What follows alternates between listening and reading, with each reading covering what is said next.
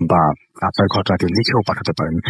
আর সেই সাথে আমাদের দুটো ফেসবুক পেজ রয়েছে, www.facebook.com/radio.fruity and www.facebook.com/bhutfm.rasen। এই দুটো অ্যাড্রেসে গিয়ে আমাদের যে পোস্ট রয়েছে আজকে, সেই পোস্টে আপনি লাইক দিতে পারেন, কমেন্ট করতে পারেন, শেয়ার করতে পারেন, যেটা আপনার পছন্দ করতে পারেন। তো আমাদের আজকের শুরু করছি খুবই চমৎকার একটা, এবং যারা এই সময় আমাদেরকে সময় দিয়েছেন তাদেরকে অনেক অনেক ধন্যবাদ জানাচ্ছি। আপনারা ভালোবাসেন বলেই সেই ভালোবাসার টান থেকেই তারা এখানে উপস্থিত হয়েছেন। তবে তাদের কাছে যাবার আগে প্রতিদিনের মতো আজকেও শুরু করবো একটা ইমেইল দিয়ে।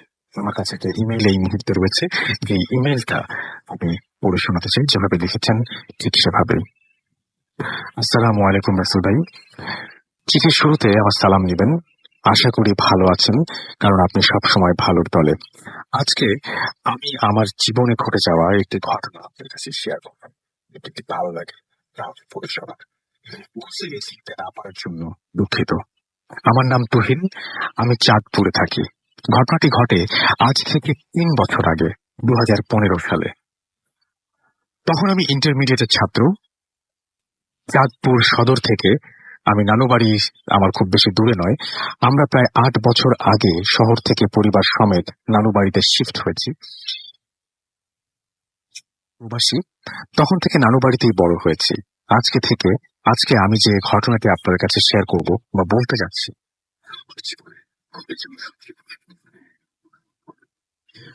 ঘটে নানুকে নিয়ে। 2015 মার্চ 28 রাত 11:50 দিকে হঠাৎ নানু প্রচন্ড বুকে ব্যথা অনুভব করে। আমার মা যদিও নিজে অনেক চেষ্টা করে ব্যথা ভালো করার জন্য, কিন্তু কিছুতেই। ঘন্টা পর যখন নানুর অবস্থা প্রায় আশঙ্কাজনক, তখন আমার মা উপায় না পেয়ে প্রতিবেশীদের কাছে যান। অনেক কষ্টে একজন সিএনজি ড্রাইভারের নাম্বার জোগাড় করে ওনাকে আসতে বলেন। আধা ঘন্টার মধ্যে সিএনজি চলে আসে। আমি, আমার মা নানুকে গিয়ে সিএনজির পেছনে বসি। যথারীতি চাঁদপুর সদর হাসপাতালে পৌঁছাতে 40 মিনিট লেগে যায়। আমার নানুকে দ্রুত জরুরি বিভাগে ভর্তি করা হয়। অক্সিজেন মাস্ক লাগিয়ে দেওয়ার পরে দ্রুত ইসিজি করা হয়। অবস্থা অনেক খারাপ থাকার দরুন ডাক্তাররা ওনাকে ভর্তি করতে অনেক ছিলেন। আমাদের পরামর্শ দিলেন দ্রুত রোগীকে ঢাকায় নিয়ে আসার জন্য, কিন্তু রাত তখন প্রায় 1:30। এই সময় ঢাকা নিয়ে যাওয়া আমাদের পক্ষে সম্ভব ছিল না। তাছাড়া আমার মা আর আমি একা। আমার মা কোনো উপায় না পেয়ে বড় আঙ্কেলকে ফোন করলেন এবং নানুর শারীরিক অবস্থা সম্বন্ধে আঙ্কেলকে জানালেন। নিহত সম্ভব ছিল না। উনি আমার মাকে পরামর্শ দিলেন যেভাবে হোক আজকে রাতটা অন্তত যেন হাসপাতালে রাখা হয়, পরে ঢাকা নেওয়ার ব্যবস্থা করা হয়। রোগীর অবস্থা করুণ হওয়ার কারণে আমার মাকে বসে থাকতে হয় এবং তারপর আমার নানুকে হাসপাতালে 4th তলা অর্থাৎ গাইনি ওয়ার্ডে ভর্তি করা হয়। যেহেতু পুরুষের প্রবেশ নিষেধ, তাই আমাকে গেটের বাইরেই বসে থাকতে হয়।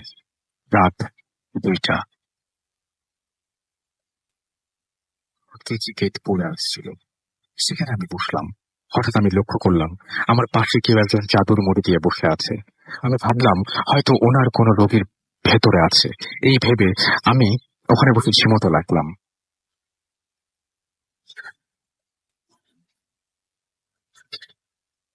ঝিমুনি কেটে গেল।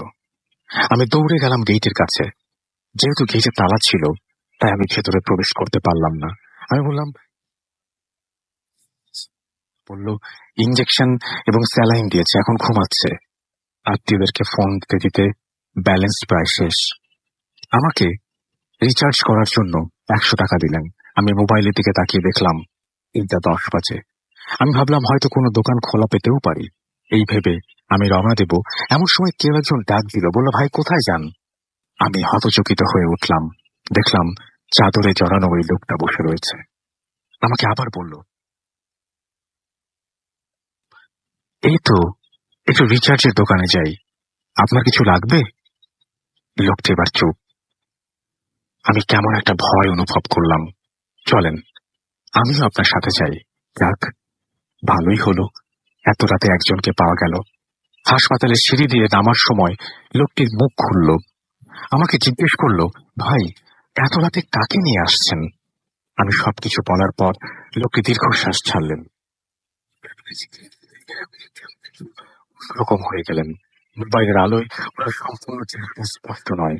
এই কারণেও চাদর দিয়ে মুখখানা আস্তে আস্তে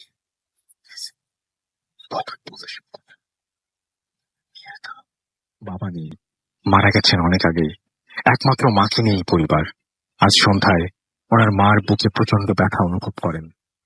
ওরা একজন খাবার খেল, উনি সব ওনার মাকে নিয়ে চলে আসেন। যথারীতি দশটার পর এই চিকিৎসা করে দেওয়া হয়। কোনো পুরুষকে থাকতে দেয়া হয় না। ওনার মা নাকি এর আগেও এমন কয়েকবার হয়েছিল, কিন্তু অন্যবার ওষুধ খেয়ে ভালো হয়ে যেত। এবার ব্যথা এত বেশি ছিল যে হাসপাতালে আনতেই হলো। কথা বলতে বলতে আমরা মেইন রোডে চলে আসলাম। কয়েকটা ফার্মেসি আর হাসপাতালের কিছু দোকান খোলা ছিল, কিন্তু ফ্লেক্সি লোড, কিন্তু কোনো রিচার্জ করার দোকান সব বন্ধ। আমি আর উনি হাঁটতে হাঁটতে প্রায় বাস স্ট্যান্ডের কাছে চলে আসলাম, কিন্তু কোনো লোডের দোকান খোলা ছিল না। তাই বাধ্য হয়ে হাসপাতালে খেতে শুরু করলাম। হঠাৎ তুমি বললেন, ভাই তুমি চলে যাও। জিজ্ঞেস করলাম, উনি শেষ হয়ে গেছে। কি বলছেন আপনি? আমি আশ্চর্য হয়ে জিজ্ঞাসা করলেন। উনি আমাকে কিছু বলার সুযোগ না দিয়ে তো হাঁটতে লাগলেন। আমি ওনার সঙ্গে সঙ্গে হাঁটার চেষ্টা করলাম, কিন্তু আমি সর্বশক্তি দিয়ে দৌড়েও ওনার কাছে যেতে পারলাম না। ভাই, ও ভাই, ভাই দাঁড়ান! আরে দৌড়াচ্ছেন কেন?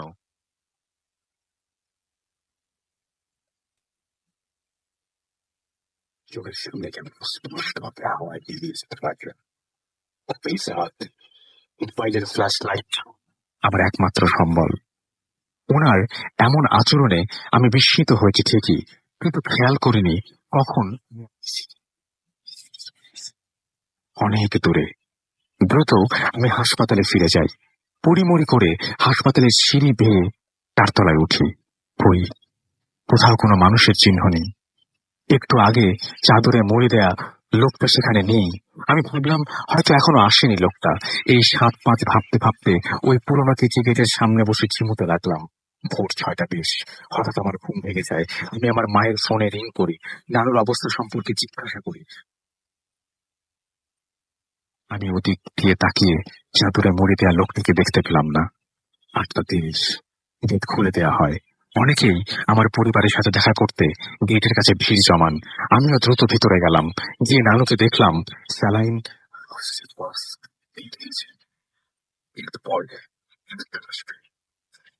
আমাকে আবার বের হয়ে যেতে হবে। আমার নানুর পাশের বেডে একজন বয়স্ক মহিলাকে রাখা হয়েছে। উনি নাকি ভোর থেকে একটুও নড়ছেন না। নার্সদের ধারণা হয়তো বেশি স্যালাইনের কারণে ঘুমে আড়ষ্ট হয়ে গেছেন। কিন্তু ঘটনা ঘটে ভোর 10টার সময়, যখন ডাক্তার এসে দেখেন ওনার হার্টবিট নেই।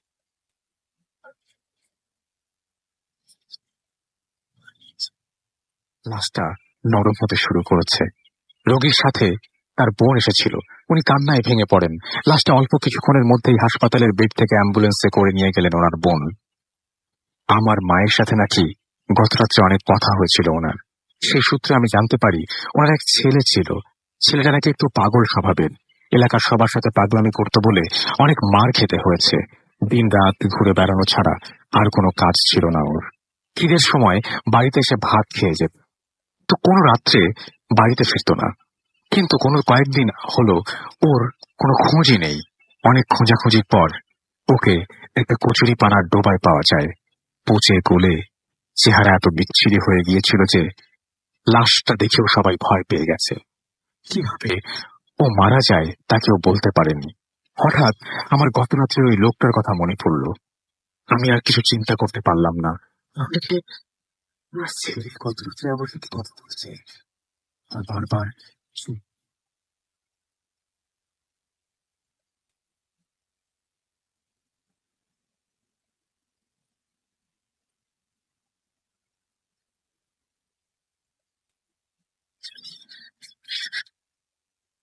ফুল বলে উড়িয়ে দেবে। কোনোদিন আর কাউকে বলার সুযোগ হয়ে ওঠেনি, তাই আপনাকে ঘটনাটি পাঠিয়ে দিলাম। ভালো লাগলে পড়ে শোনাবেন। আর হ্যাঁ, দুঃখের সাথে বলতে হচ্ছে দীর্ঘ 9 মাস হার্টের ব্যথায় আক্রান্ত হয়ে একদিন ভোরবেলা আমার দাদু দেখান করে। মা ওনাকে জান্নাত বাসী করো। আমি তো এই ছিল ঘটনা। আশা করছি ঘটনাটি আপনাদের ভালো লেগেছে।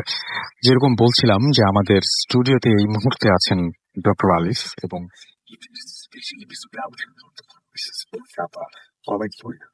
তো এটা বরাবরই হয়ে আসছে। এবং আজকে আমাদের ঘটনা শুনলে তো ডক্টর আলিফ আছেন আমাদের সঙ্গে। আশা করছি যে তার ঘটনাটিও আপনাদের অনেক আনন্দ দেবে। আসসালামু আলাইকুম লিসেনার্স, ঈদ মোবারক। যখন বললেনই তখন নিশ্চয়ই গরু টরু সবকিছু কমপ্লিট না? রাসেল ভাই আলহামদুলিল্লাহ সবকিছু, আগামীকাল তো ঈদের দিন, ইনশাল্লাহ দেখা যাক সবকিছু ঠিকঠাক যায়, সবকিছু ঠিকঠাক আছে এবং সবারই কোরবানি আল্লাহ তাআলা কবুল করুক এই করতেছে আমারও। রাসেল ভাই আপনাকে অনেক ধন্যবাদ একবারে স্পেশাল এপিসোডে আমাকে নিয়ে আসার জন্য। অবশ্যই। আর ঘটনাতে যাওয়ার আগে সবাইকে আবারও এই আজকে থ্যাংক ইউ জানাবো, কারণ আজকে ঈদের দিন অনেকে ব্যস্ততার মাঝখানে আজকে রাতে শুনছেন। আজকে রাতে এমনি তো এই ব্যস্ততার মাঝে শুনতেও মজা আছে, আমি দেখেছি যে এই ব্যস্ততাটা খুব মজার ব্যস্ততা, অবশ্যই ঈদের আগের দিন রাতের ব্যস্ততাটা। তো ভিডিও আছে আজকে পেজে। তো যে ঘটনাটা বলবো তিনিও আমার রোগীদের থেকে একজন, তার পরিচিত একজন ঘটনা। তো আসলে ডক্টর হয়ে একটা সুবিধা আছে আসলে, প্রচুর মানুষজনের কাছ থেকে ঘটনা পাওয়া যায় যখন সে শুনে যে আমি এরকম ভূতে ফেমে আসছি। তো যে ভাইয়ের ঘটনাগুলো, তার নাম হচ্ছে সুজন। তার বাবা মা কেউ ছিলেন না। আচ্ছা। তো বাবা যখন মারা যায় তার 6 মাসের মাথায় মা মারা যায়, কিন্তু মা মারা যাওয়ার ঘটনাটা এমন যে মা কি কারণে মারা যায় তা আসলে এখনো পর্যন্ত উনি বের করতে পারেন নাই। বাবা মারা গেছেন 6 মাসের মাথায় রাতের বেলা, হতষ্ট, মানে এত কিছু চেষ্টা করেন নাই জানার জন্য যে মা কেন মারা গেছে, গ্রামের মানুষজন। তো এখন তার এই নাক ছিটকে জগতের থেকে একটু ভিন্ন জগতের ঘটনা, কারণ আসলে ভাই 1983 সালের ঘটনা। আচ্ছা। এই রিসেন্ট ঘটনাগুলো না আগের ঘটনা থেকে একটু ডিফারেন্ট। আগের ঘটনার মধ্যে একটা আলাদা মজা আছে। আমি এই ঘটনা কালেক্ট করতে তার সাথে প্রায় কুষ্টিয়া এবং ঢাকার মাঝামাঝি রাস্তা, যে আমাদের আপনাদের রাজবাড়ি এলাকায় আমার সাথে তার দেখা হয়। ওটি করতে গিয়েছিলাম, তখন তার সাথে দেখা। তো হাসপাতালেই দেখা, হাসপাতালেই পরিচয়। ওই তখন তিনি আমার সাথে, ওই দিনই ফার্স্ট দেখা, এবং এরপরে আর তার সাথে আমার দেখা হয় নাই। তো তিনি আমাকে ঘটনা বলেছিলেন, এবং ঘটনাটা আসলে আমি আগেই কালেক্ট করে রেখেছিলাম, আমার আগে এপিসোডে বলার কথা ছিল, কিন্তু সামহাও আমি এটা সিলেক্ট করি নাই। আচ্ছা। আজকে ঈদের দিন মনে হয় এটা বলা উচিত। তো একটু আগে যে ঘটনাটা শুনলাম, তুহিন সাহেবের ঘটনাটা, ওনার ঘটনা যেমন হৃদয় বিদারক, এটাও একটু কাছাকাছি পর্যায়ের ঘটনা আছে। তো উনি, ওনার বাবা মা ছিলেন না, তো ওনাকে লালন পালনের দায়িত্ব নেওয়া হচ্ছে ওনার খালা, ওনার মেঝো খালা। তো ওনার খালার বাসা হচ্ছে কুষ্টিয়াতে, গ্রামের একটা গ্রাম অঞ্চলে, আমি নাম বলছি না সেই জায়গায়। তো উনি বড় হয়েছিলেন খুলনাতে, কিন্তু কুষ্টিয়াতে পরবর্তী সময়ে তার খালার কাছে চলে যেতে হয়। তো কুষ্টিয়াতে যেখানে থাকতেন সেখানে থাকতে থাকতে 5 বছর হয়ে যায়। তো 16-17 বছর, ক্লাস 9-এ তিনি পড়েন তখন, 1983 সালে। তো ওই দিন প্রচন্ড মেঘ ডাকছে, মনে হচ্ছে বৃষ্টি হবে। স্কুল শেষে সে বাসায় আসে। বাসায় আসার পরে তাদের বাসাটা এরকম যে ওই গ্রামের বাড়ির সব, ওই বাড়িটা, ওইখানকার যে কয়টা ঘর বাড়ি আছে তাদের বাড়িটা সবার লাস্টে। তার বাড়ির পিছনে একটা ঝোপ আছে, ঝোপের মানে বাড়ির পিছনটাতে ঝোপ, গরুর গোয়াল, একটা গরু রাখার একটা গোয়াল ঘর আছে, আর পাশে একটা ল্যাট্রিন আছে তাদের পিছনে যাওয়ার জন্য। ঘরের তো মানে অনেক আগের কথা বলছি আসলে। আর ঠিক ল্যাট্রিনটা থেকে 15-20 কদম পেছনে একটা বড় সড়ো পুকুর আছে, সেখানে ওই বলে যে এলাকা ওইখানকার লোকজন মিলে মাছ চাষ করে। তো উনি 5 বছর হয়ে যায়, তো সেখানকার লোকাল স্কুলে পড়াশোনা করতেন। তো সেদিন প্রচন্ড বৃষ্টি হবে হবে ভাব। তো বাসা আসতে আসতে 8টা বেজে যায়। স্কুল শেষে, খেলাধুলা শেষে, আড্ডা মেরে আসছে বাসা যেতে আসতে তখন লাগে। তো পড়াশোনা করে তিনি শুয়ে পড়েন সেদিন রাতের বেলা। এরকম যে তাদের বাসায় আসলে বিড়াল আছে, বিড়ালটা প্রায় সময় কান্নাকাটি করে। তো ওই দিন রাতের বেলা তার ঘুম ভাগে এরকম মেঘের গর্জনে। তো তার বাসা, তার মানে বারান্দা, ঘরের যে বারান্দা, ওই পরে টিন শেড, তো ঘরের যে বারান্দা সেখানে তার খাচ্ছে, টেবিল ছিল, ওখানে এসে পড়তো থাকতো। তো তার খালার আবার কোনো সন্তান ছিল না, তিনিই থাকতেন সবসময় তার খালা খালুর দেখাশোনা করার জন্য। খালাখালুর বয়স্ক। তো রাত্রে তখন ঘড়ির কাঁটা কয়টা ঠিক নাই, মনে নাই তার, কিন্তু তখন যে গভীর রাতে এটা তিনি একদম স্পষ্ট আমাকে বলেন যে গভীর আচ্ছা। রাতে তার ঘুম ভাঙে। আর গ্রামাঞ্চলের রাতে রাসেল ভাই 1983 সালে রাত 12টা মানে অনেক গভীর রাত। আমি এরকম সময়টাই ধরে নিয়েছি আর কি। হঠাৎ করে তিনি কান্নার শব্দ পান। তো ঘুম ভাঙার পর কান্নার শব্দ পাওয়ার জন্য আরো পরিষ্কার ভাবে টিলা চালা তিনি কান রাখেন, কিন্তু সে পরিষ্কার শুনতে পান এই কান্নাটা কোথা থেকে আসছে। কারণ তারাই হচ্ছে ওই বাড়িটার সর্বশেষ বাড়ি। ওখানে এত রাতে কোনো লোক আসার কথা না। প্রথম ইনস্ট্যান্সে মনে হচ্ছিল যে সে জায়গাটা বিড়াল কান্না করছে। বিড়ালের কান্না আপনি রাসেল ভাই একটু খেয়াল করেন যে অনেক সময় অনেক সময় মতো লাগে। মানুষের মতো লাগে। হ্যাঁ, এত স্পষ্ট মানুষের মতো কান্না করে, প্রথম মনে হচ্ছিল এটা বিড়াল কান্না করছে। এই কান্নাটা যখন একটু গভীর হয় তখন বিলাপে শুরু হয়। বিলাপটা এরকম যে আমাকে একটু খেতে দেন, আমি ক্ষুধার্ত, সারাদিন কিছু খাই নাই। ওখানকার যারা গরিব ভিক্ষুক তারা সকালবেলায় এরকম ভিক্ষুক বা ভিক্ষা করে, এত রাতের বেলা এই জায়গায় খাওয়া চাচ্ছে। খুব অবাক লাগতে থাকলো কিছুক্ষণ পর গভীর কান্না, এত মায়া কান্না যে উনি এরকম কান্না আগে কখনো কাঁদতে দেখেন নাই। এরকম কান্না শুনলে যে কেউ ঘর থেকে দৌড়ে বের হয়ে যে তাকে সাহায্য করতে চাইবে। বলছে যে আমাকে কেউ কিছু খেতে দেন, আমি সারাদিন কিছু খাই নাই। মুহূর্তের মধ্যে ভয়েসটা চেঞ্জ হয়ে যায় তার মায়ের মতো, আমাকে একটু খেতে দেন, আমি কিছু খাইনি। তো স্বাভাবিকভাবে আপনার মা মরা ছেলে, সে মায়ের ভয়েস শুনছে, মা খেতে চাচ্ছে, প্রথম ধাক্কাতে তার একটু হেল্প করতে মনই চাচ্ছিল। কিন্তু রাসেল ভাই এত গভীর রাতে কে আছে এখানে এটা জানার জন্য প্রথমে সে চিন্তা করে আমি কি বের হবো কিনা। আর ওই তাহফিলে যেত, তো রাতের বেলা প্রায় সময় তিনি ঘরে আসতেন ওখানে বন্ধু বান্ধবদের সাথে। তো তার এরকম ছিল যে আমি তো যেতেই পারি রাতের বেলা, কতই তো আসছি আর কত গভীর রাতে বাসায় আসছি, এটা কোনো রাতই না। তুমি হারিকেন নিয়ে ওই বাড়ির পেছনের দিকে যাবে। তো বাড়ির পেছনটা যাওয়ার সময় ওই ল্যাট্রিনটা পড়ে, ল্যাট্রিনটা থেকে বাম দিকে পশ্চিম দিকে তিনি দেখতে পান একটা উঁচু ঢিবির মতো। ওই ঢিবির উপর, ঢিবিটা এরকম যে প্রথমে এটা ঢিবি মনে হলো, পরবর্তীতে সময় হয়েছে 3.5 হাত, ওই কবরের মতো একটা স্পেস। অবাক লাগতে থাকে যে এই জায়গায় তো লাস্ট 5 বছর ওয়াশরুমে তো যাওয়া আসা হয় রাসেল ভাই, এখানে কখনো এরকম উঁচু ঢিবির মতো কিছু ছিল না। তিনি প্রথম ধাক্কাটা তখন পেয়ে যান যে একটা মহিলাকে দেখে। গাছের নিচে একটা মহিলা বসে আছে, ওই গাছটাও আবার ওই আপনার রাবার গাছ। ওখানে রাবার গাছটার সামনে একটা কবরের মতো একটা স্পেস। এটা কবর কিনা রাসেল ভাই এটা আমি এখনই বলতে পারছি না। একটা মানুষ দেখতে পান, মানুষের অবয়ব দেখতে পান, এইটা দেখে উনি ভয় ভেতরে চলে যান। ওই মুহূর্তে খালুকে জাগাবে কিনা জাগাবে এই ডিসিশনে ভুগতে থাকেন। তো সবাই ঘুম। উনি রুমে আসার পরে উনি আবারও কান পাতার চেষ্টা করে, ওই জায়গা থেকে কান্নার আওয়াজ আসতে থাকে, আমাকে একটু হেল্প করেন, আমার অনেক বড্ড ক্ষুধা পেয়েছে। আমি খুব গুছিয়ে বলছি, এটা ওখানকার লোকাল ল্যাঙ্গুয়েজে ছিল। তো উনি ভাবছে বলবে কি বলবে না। হঠাৎ করে এরকম সময় আস্তে আস্তে এই ওখানকার মসজিদে যখন মাইকে আজান হতো না, ওই এলাকার মসজিদে, তো ভয়েসের আজান আসছে এমন সময় শুনতে পেল, টুকটাক শব্দ হচ্ছে, তার মানে যে খালু জেগেছেন। আচ্ছা, এটা এই ঠুকঠাক শব্দের মধ্যে ওই কান্নাটা হারিয়ে যায়। আচ্ছা, তো পরবর্তী দিন রাসেল ভাই মানে এটা সিম্পল ভাবেই উনি নিয়েছেন যে কান্নাটা উনি বের করবে। ইয়াং মানুষ তো। তো পরের দিন স্কুলে সে আর যায় নাই।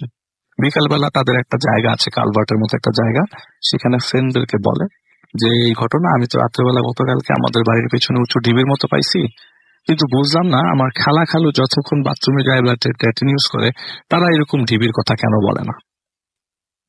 এটাকে তারা খেয়ালই করে নাই, জিনিসটাকে তো খেয়াল করে না। আমি তো দেখলাম যে রাবার গাছটার সামনে উঁচু একটা ঢিবির মতো হয়ে আছে। তার একটা ফ্রেন্ড খুব ইন্টারেস্ট শো করে যে দোস্ত তোর সাথে আমি থাকবো, আমাকে থাকার ব্যবস্থা কর, তোর সাথে আমি আজকে ঘুমাবো। তো এটা প্রথম না যে ফ্রেন্ডটা তার সাথে আজকে থাকছে, এর আগেও সে ফ্রেন্ডটা ছিল। তো সে ওই ফ্রেন্ডকে নিয়ে যায়, তার ফ্রেন্ডের নাম হচ্ছে সবুজ। তার ফ্রেন্ডকে নিয়ে যায় এবং তার সাথে রাতে থাকার ব্যবস্থা করে। কোনো কান্নার সাউন্ড রাসেল ভাই সেদিন রাতে আর হচ্ছে না। আচ্ছা, খুব অদ্ভুত লাগছে যে কোনো কান্নার সাউন্ড নেই। তো ওর ফ্রেন্ড হঠাৎ মাথার মধ্যে দুষ্টুমি বুদ্ধি তো এই চিনে বলছি কবরের মতো উঁচু ঢিবি একটা আছে ওইটা দেখে আসি। তো সেখানে তিনি হারিকেন নিয়ে যান। হারিকেন নিয়ে যায় দেখে যে কবরের মতো উঁচু ঢিবি, ওখানে ওই মানুষটা বসে আছে। দুইজন একসাথে দেখছে, কিন্তু ওই মানুষটার মুভমেন্ট নাই, কোনো কান্নার সাউন্ড নাই, কিচ্ছু নেই। এটা দেখে ওনার ফ্রেন্ড কি করে, ওই তাড়ানোর ব্যবস্থা করে, লাঠি ছোটানে, লাঠি মানে গাছের ডাল ভেঙে এই কে এখানে মানে তাড়া করবে, এরকম অবস্থা। ওই মহিলা যখন ওনার দিকে তাকায়, ওনার আর কিছু মনে নাই, উনি ওই জায়গায় অজ্ঞান হয়ে পড়ে যায়। জাস্ট এতটুকু মনে আছে যে ওনার ফ্রেন্ডকে চুলের মুঠি ধরে টান দিয়ে নিয়ে যায়। কোথায় নিয়ে যায় জানে না। আচ্ছা, ওই দিন রাতের বেলা। আর সবচেয়ে ইম্পর্টেন্ট কথা হচ্ছে যেটা দেখেছে ওখানে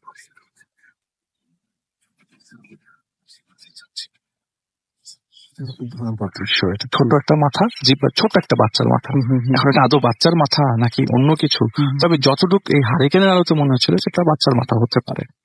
উনি অজ্ঞান হয়ে যায় আসলে, প্লাস ওনার ফ্রেন্ডকে টান দেয়, ফুলের মুঠি ধরে টান দেয়। পরের দিন সকালবেলা উনি ওনার খালা খালুকে জানায় ঘটনাটা। খালা খালু ওনাকে বাইরেই পায়। তো খালা খালু যখন বাইরে পায় তখন বলে কি অবস্থা, বলে যে আরে ভাই খালু আমার এই হয়েছে রাতের বেলা, সবুজ আসছিল রাতের বেলা, আমি গত 20 দিনই এই সব করছি, আজকে গতকালকে রাতে এই ঘটনা ঘটলো। তো ওই দিন আবার সবুজের বাবা মা আসছে, আর ছেলে তো গতকালকে থেকে আসে নাই। তো বাসায় নাকি ছেলে জানায়ও নাই যে উনি রাত্রেবেলা এখানে থাকবেন। তো ঘটনাটা ক্লিয়ার করে সবাইকে বলেন যে এই ঘটনা, আমি রাত্রেবেলা এখানে এই উঁচু ঢিবি আছে, আপনি কি খেয়াল করেন নাই নাকি? আমি আর সবুজ ছিলাম রাত্রেবেলা, তো সবুজকে তো আমি রাত্রেবেলা আমার সাথে থেকে এই অবস্থা হয়ে গেছে। তো উনিও ভীত সন্ত্রস্ত ছিল, সবাই তেমন কিছু বলেন নাই। কিন্তু ওই এলাকা ভিত্তিক ডিসিশন হয় যে আসলে কি আছে এটা দেখার জন্য। প্রথমে ওই জায়গাটা আসলে একটা ঢিবির মতো আসলেই পায়, এবং ডিসিশন হয় যেটা করবে। তো এলাকার লোকজন প্রায় ওই ঘর যে কয়টা ছিল সেখানকার লোকজন বাদেও অন্যান্য এলাকার লোকজনদের মাঝে খবর ছড়ে যায়। তো তারাও কয়েকটা মানুষজন আসে দেখতে। তো কবর খোঁড়ার জন্য আসলে ভাই আপনি কতটুকু করবেন, 3.5 হাত মানে গর্ত। তো গর্ত করছে কিছু বাচ্চারা, তো গোর খোদার একটা বলে নিচে কিচ্ছু নাই, আমি উঠে চলে আসি।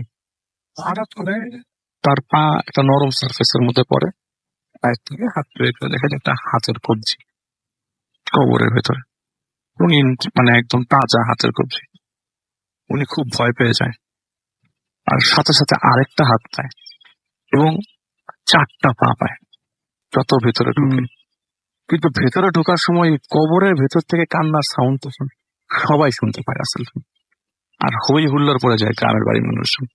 কি হচ্ছে এই জায়গাটাতে, কবরের ভেতর থেকে কান্নার সাউন্ড এসছে। সাথে সাথে একটা মাথা পাওয়া গেল। তো আমি একটা জিনিস স্কিপ করে গেছি, ওই হাতগুলা পাগুলো উঠিয়ে একটা থালার বস্তার মতো পিছিয়ে ওখানে রাখছিল বারবার। তো এলাকার হুজুরকে ডেকে নিয়ে আসা হয়। তো হুজুর বলছে আপনারা সবাই একটু দুরূদ পড়তে থাকেন আর কালেমা শাহাদাত পড়তে থাকেন। তো উনি যেটা দেখলেন, সবাই যেটা দেখলেন, কালেমা শাহাদাত পড়ার পর হাতগুলা বারবার ভাইব্রেট করছিল, হাত নড়ে নড়ে উঠছিল, হাত আর পাগুলা কালেমা শাহাদাত পড়ার পর নড়ে নড়ে উঠছিল। আরো যখন গভীরে যাওয়া গেল তখন দেখা গেল যে একটা মাথা, মহিলার মাথা। এই মহিলার মাথা দেখে ওইখানে যে ভিড়ের মানুষজন ছিল, বাচ্চারা ভয় পাচ্ছে না কেউ, কিন্তু সবাই দেখে খুব হতভম্ব হয়ে যাচ্ছে। এই ভিড়ের মাঝখান থেকে একটা লোক অজ্ঞান হয়ে যায়, ওনাকে নিয়ে ছোটাছুটি। পরে ওনাকে নর্মাল করার পর জানতে পারে, এবং ওই মাঝখানে ওনাকে নর্মালের মাঝখানে একদল ওইটাকে ওই লাশ উঠায়, একটা বাচ্চা শুনে লাশ উঠানোর পর এই কাপড়ের কাপড় দিয়ে পুরা লাশটা পেঁচায়, পেঁচানোর পর এটা বাড়ির উঠোনের মাঝখানে রাখা হয়। তো ওনাকে যখন নর্মাল করা হয়, নর্মাল করার পরে উনি ওনার কাছ থেকে জানতে পারে উনি আবার 1 গ্রাম পরের মানুষ। উনি দেখে অজ্ঞান হয়ে যায়, কারণ উনি বাজারে যাচ্ছিল, সবাই জটলা দেখে। তো সবাই শুনে যে কি জানি অলৌকিক একটা ঘটনা ঘটেছে বাড়ির পেছনে, সেও আসে ইন্টারেস্টে দেখতে।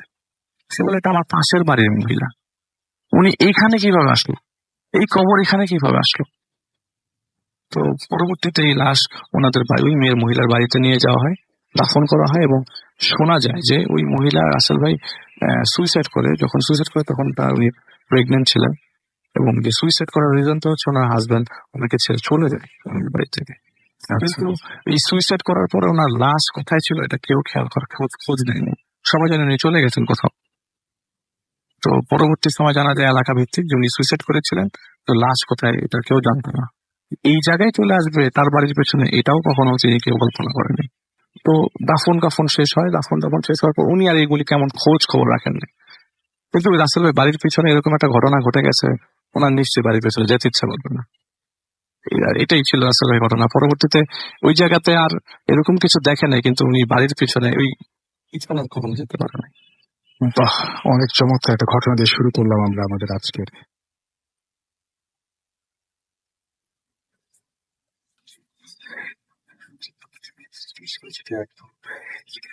আগের মুহূর্তে, কয়েক ঘন্টা আগে প্রচারিত হচ্ছে। এবং আপনারা সবাই এই ব্যস্ততার মধ্যে, যেভাবে আলিফ যেমন বলছিলেন যে আপনারা সময় দিচ্ছেন আমাদেরকে, জন্য অনেক অনেক ধন্যবাদ। আমাদের ইমেল করতে হলে আমাদের ইমেল অ্যাড্রেস হচ্ছে bhutfm@radiofurti.fm, which is bhwtfm@radio.fm। আপনার নাম, ঠিকানা এবং ফোন নাম্বার সহ জীবনে ঘটে যাওয়া বা আপনার জানার সেরা ঘটনা লিখে পাঠিয়ে দিলে আমাদের কাছে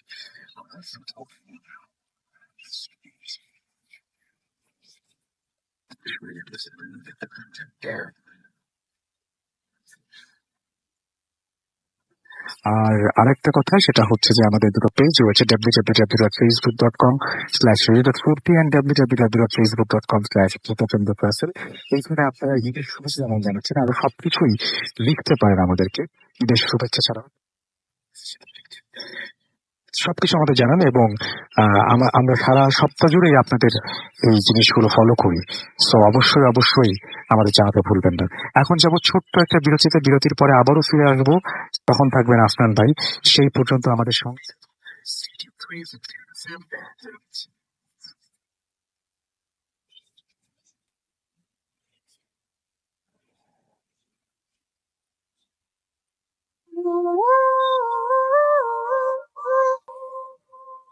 ওয়েলকাম ব্যাক। শুনছেন সবসময় রেডিও ফুর্তি 80 FM, আর আমরা ঈদ স্পেশাল এপিসোডে আছি আজকে। প্রথম ঈদ স্পেশালে আপনাদের আরো একবার সবাইকে স্বাগত জানাচ্ছি, এবং আমি রাসেল আছি এই মুহূর্তে। আমার সাথে রয়েছেন আফসান ভাই, এবং মাসুম ভাই তো আছেনই অলওয়েজ মিউজিকে। সো এখন যেটা করব সেটা হচ্ছে সরাসরি আফসান ভাইয়ের ঘটনায় যাব এবং তার কাছ থেকে শুনে আসবো তার জীবনের প্রথম। আসসালামু আলাইকুম। তার একটু কথা বলে নিন না? অবশ্যই। হ্যাঁ, কথা বলে নিন। সেটা হচ্ছে ঈদের প্রস্তুতি কিরকম? ওয়ালাইকুম সালাম। আলহামদুলিল্লাহ ভালো। তো আজকে যেহেতু আসছি এখানে, স্বাভাবিকভাবে বুঝতেই পারছেন আজকে তো বাসায় যাওয়া হয়নি। তো আসলে রাসেল ভাই, মানে আপনি যখন আমাকে জানালেন যে আসতে হবে, আসলে সত্য কথা বলতে কি 2013 সাল থেকে তো এখানে আসছি। জি। তো আসলে যখনই মানে রেডিও ফুর্তিতে আসার সুযোগ পাই, তখন সেটা ঈদ হোক, যাই হোক, যে অকেশনই হোক, সেই আমার যাওয়াটা আমি পিছিয়ে দিই। তো যার কারণে আজকে এখানে, এবং এটা কিন্তু টোটালটাই মানে সকল লিসেনারদের ভালোবাসা, মানে আর কিছুই নাই, ভালোবাসাটার জন্যই আমরা কিন্তু আছি এখানে। সত্যি তাই। তো আজকে অসংখ্য ধন্যবাদ আমি জানাচ্ছি যারা রেডিও ফুর্তির সাথে সংশ্লিষ্ট যারা আছেন, স্পেশালি রাসেল ভাই এবং মাসুম ভাই যারা আছেন, তারপরে যারা গেস্ট আমি ছাড়াও আছেন, বাবু ভাই আছেন, আলিফ ভাই আসছেন, তারপরে আর লিসেনারদের কথা কি বলবো, যে আপনারা শোনেন দেখেই তো আজকে রেডিও ফুর্তিতে এতদিন ধরে চলছে এই প্রোগ্রাম। যদি সেই 2010 সাল থেকে শুরু, 2018 সাল, অনেক দিন কিন্তু রাসেল ভাই, একদম অনেক দিন। তো আর এই 2000 এত সময় ধরে একটা প্রোগ্রামের মানে কন্টিনিউ করাটা অনেক কঠিন ব্যাপার। তো আপনাদের ভালোবাসা আছে দেখেই এটা চলছে, এবং আপনাদের ভালোবাসা আছে দেখেই আমরা কিন্তু এখানে আসতে পারি। এবং আমাদের তো হচ্ছে আসলে 8 বছর পূর্তির পরে প্রথম আপনাদের আসা। জি জি, হ্যাঁ সেটাই। তো আমরা ঘটনায় চলে যাই। রাসেল ভাই, আমি এখন যে ঘটনাটি বলবো, তো ঘটনাটি আমাদের রাজবাড়ী জেলার ঘটনাটি আমি শুরু করবো আজকে। আমার ফার্স্ট স্টোরিটা আমাদের রাজবাড়িতে, মানে রাজবাড়ির একদম প্রান্তিক পর্যায়ে, ঠিক বালিয়াকান্দি উপজেলার ঠিক আগের দিকে একটা বিশাল একটা বিল পড়ে। ওই বিলের ঘটনা আমি এর আগে অবশ্য বলেছি। ওখানে একটা গ্রাম আছে, নাম হচ্ছে বারেক গ্রাম। তো বারেক গ্রামের একটা ঘটনা, এটা অনেক আগের রাসেল ভাই, এটা সম্ভবত ব্রিটিশ পিরিয়ডের ঘটনা। এটা ওই এলাকায় লোকজনের মুখে একটা মিথ, মানে একটা পৌরাণিক কাহিনীর মতো হিসেবে প্রচলিত আছে। আমি রাসেল ভাই প্রথম 2011 সালের দিকে আমার ওই ওই বাড়িগ্রামের পাশে আমার এক আত্মীয় বাড়ি আছে, আমার এক বন্ধু আছে, নাম হলো আসাদুজ্জামান রনি, যে যার বাড়ি ওই কাছাকাছি আর কি। ও একদিন নৌকায় নিয়ে বর্ষাকালে মানে আমাকে ঘুরতে নিয়ে গেছিল ওই ওই বিলে। তো ওই অনেক দূর যাওয়ার পরে, 2 কিলোমিটার ভিতরে যাওয়ার পরে ও আমাকে একটা জায়গা দেখিয়েছিল। তো এই জায়গায় একটা ঘটনা আছে, একটা ভৌতিক ঘটনা। তা আমি পরে বিভিন্ন সময় ভুলে গেছি কি ঘটনা ছিল, আমার মনেও ছিল না, আমি ভুলে গেছিলাম। ওই বিষয়টা আমি পরে মনে করে আমি রিসেন্টলি এই ঘটনাটি মানে কালেক্ট করেছি আর কি। আশা করি সবার ভালো লাগবে রাসেল ভাই। রাসেল ভাই, ঘটনাটি ওই আমাদের যখন দেশ ভাগও হয়নি ওই সময়, কারণ ওই সময়ে বারেগ্রামটা রাসেল ভাই বর্ষাকালে যেটা হয় সেটা হলো ওই টোটালটাই মানে পানির নিচে চলে যায়। ওখানে যারা যে সমস্ত লোকজন থাকেন আর কি ওই এলাকায়, ওনারা ওই মাটি ফেলে ফেলে ওই জায়গাটা উঁচু করে দেন যেখানে ওনারা থাকবেন আর কি, ওটা উঁচু। আর যখন বর্ষাকাল শেষ হয়ে যায় তখন কিন্তু বিশাল পতিত জায়গা পড়ে যেতে, সেখানে ওনারা মানে ফসল টসল ফলান আর কি। আর ওই বাড়িগুলো উঁচু করার ওই সুবাদে রাসেল ভাই প্রত্যেকটা বাড়ির সামনে চিন্তা একটু করে পুকুর রয়েছে। তো যেহেতু পুকুরের মাটি দিয়ে ওই জায়গাটা ওনারা উঁচা করে ওখানে বাড়ি করেছেন, প্রত্যেকটা বাড়ির সামনে আপনি একটা করে পুকুর পাবেন, এখনো পাবেন সেখানে। তো রাসেল ভাই যখন ওখানে ওই ওই সময়টাতে লোকজন কি করতো, বিশেষ করে বর্ষাকালে, আমরা জানি আসলে বর্ষাকাল মানে যখন বৃষ্টি হয় তখন দেখা যায় কি, আমরা কিন্তু জানি যে ওই পুকুর থেকে কই মাছ, টাকি মাছ, শোল মাছ এগুলো কিন্তু উঠে আসে পানির সাথে। তখন কিন্তু ওই অনেকটাই কিন্তু ওই মাছগুলো ধরতে যায়। তো গ্রামে একজন লোক ছিল রাসেল ভাই, মানে ওই লোকটার নাম অনেক আগে, তো লোকটার নামটা আমি সংগ্রহ করতে পারি না যে আসলে এক্সাক্ট ওনার নামটা কি ছিল আর কি। তো উনি ওই বর্ষাকালে ওই যখন বৃষ্টি হতো উনি বুঝতে পারতেন যে এখন হয়তো বা পুকুর থেকে মাছ টাছ হয়তো উঠে উঠে আসবে আর কি। তো উনি কি করতেন, উনি ওই আহ, মানে বের হতেন। আর ওই সময় আসল ভাই ওই টর্চ লাইট ছিল না ওনার। তো ওই সময় যেটা করতেন সেটা হলো, গরিব মানুষ তো, ছাতাও ছিল না। ওই আমরা যে এলাকা যেটাকে বলে নান কচু বলি আর কি, বিশাল বড় কচুর পাতা। তো উনি ওনার বাসার পাশে পাঁচ কিছু ছিল, উনি ওইগুলো ছিঁড়ে নিয়ে মাথায় দিয়ে যাতে পানি না পড়ে আর কি, ওটা মাথায় দিয়ে যেতেন। ওই সময় স্থানীয় ভাবে একটা ইয়ে আছে, মানে এক ধরনের প্রদীপের মতো হারিকেন। তো ওই সময় ওই রকম হারিকেনও ছিল না, ওই যে আমরা যে হারিকেন গুলো দেখি। তো ওই সময় সিকিম নামক এক ধরনের একটা জিনিস ওই সময় ছিল, ওনারা নিজেরা বাঁশ টাস দিয়ে এরকম একটা প্রদীপের মতো বানাতেন আর কি, যাতে করে তো ওইটা উনি হাতে নিয়ে বের হয়েছে। তো বের হওয়ার পরে হাঁটছেন হাঁটছেন, হঠাৎ করে উনি মানে পুকুরের কাছে যখন চলে আসেন, আসার পরে দেখে বিশাল আকৃতির একটা শোল মাছ, মানে মানে অসম্ভব রকমের বড়। তো উনি চিন্তা করলেন যে এই একটা মাছ, এটা পুরো গ্রামের লোকই খেয়ে শেষ করতে পারবে না। কিন্তু রাসেল ভাই চিন্তা করেন এই মাছটাকে তো এইভাবে, একটু গায়ে অনেক শক্ত, আমি তো এইভাবে হঠাৎ করে একে ধরে নিয়ে যেতে পারবো না, ও তো লেজে বাড়ি দিয়ে আমাকে ফেলে দেবে। তো উনি চিন্তা করলেন আমি বাসা যেহেতু আমার কাছে, দ্রুত যাই, তো গিয়ে একটা টেটা নিয়ে আসি। রাসেল ভাই টেটা তো মানে মোটামুটি সবাই চেনে আর কি, একটা টেটা নিয়ে আসি। তো উনি সত্যি দ্রুত বাসায় গেলেন এবং টেটা নিয়ে আসলেন। টেটা নিয়ে আসার পরে উনি দেখলেন যে না, মাছ ওই জায়গায় আছে, ওখান থেকে মুভ করে নাই। তো উনি যেটা করেন রাসেল ভাই, ওই টেটা দিয়ে মাছের মানে ঘাড়ের কাছে একটা আঘাত করেন।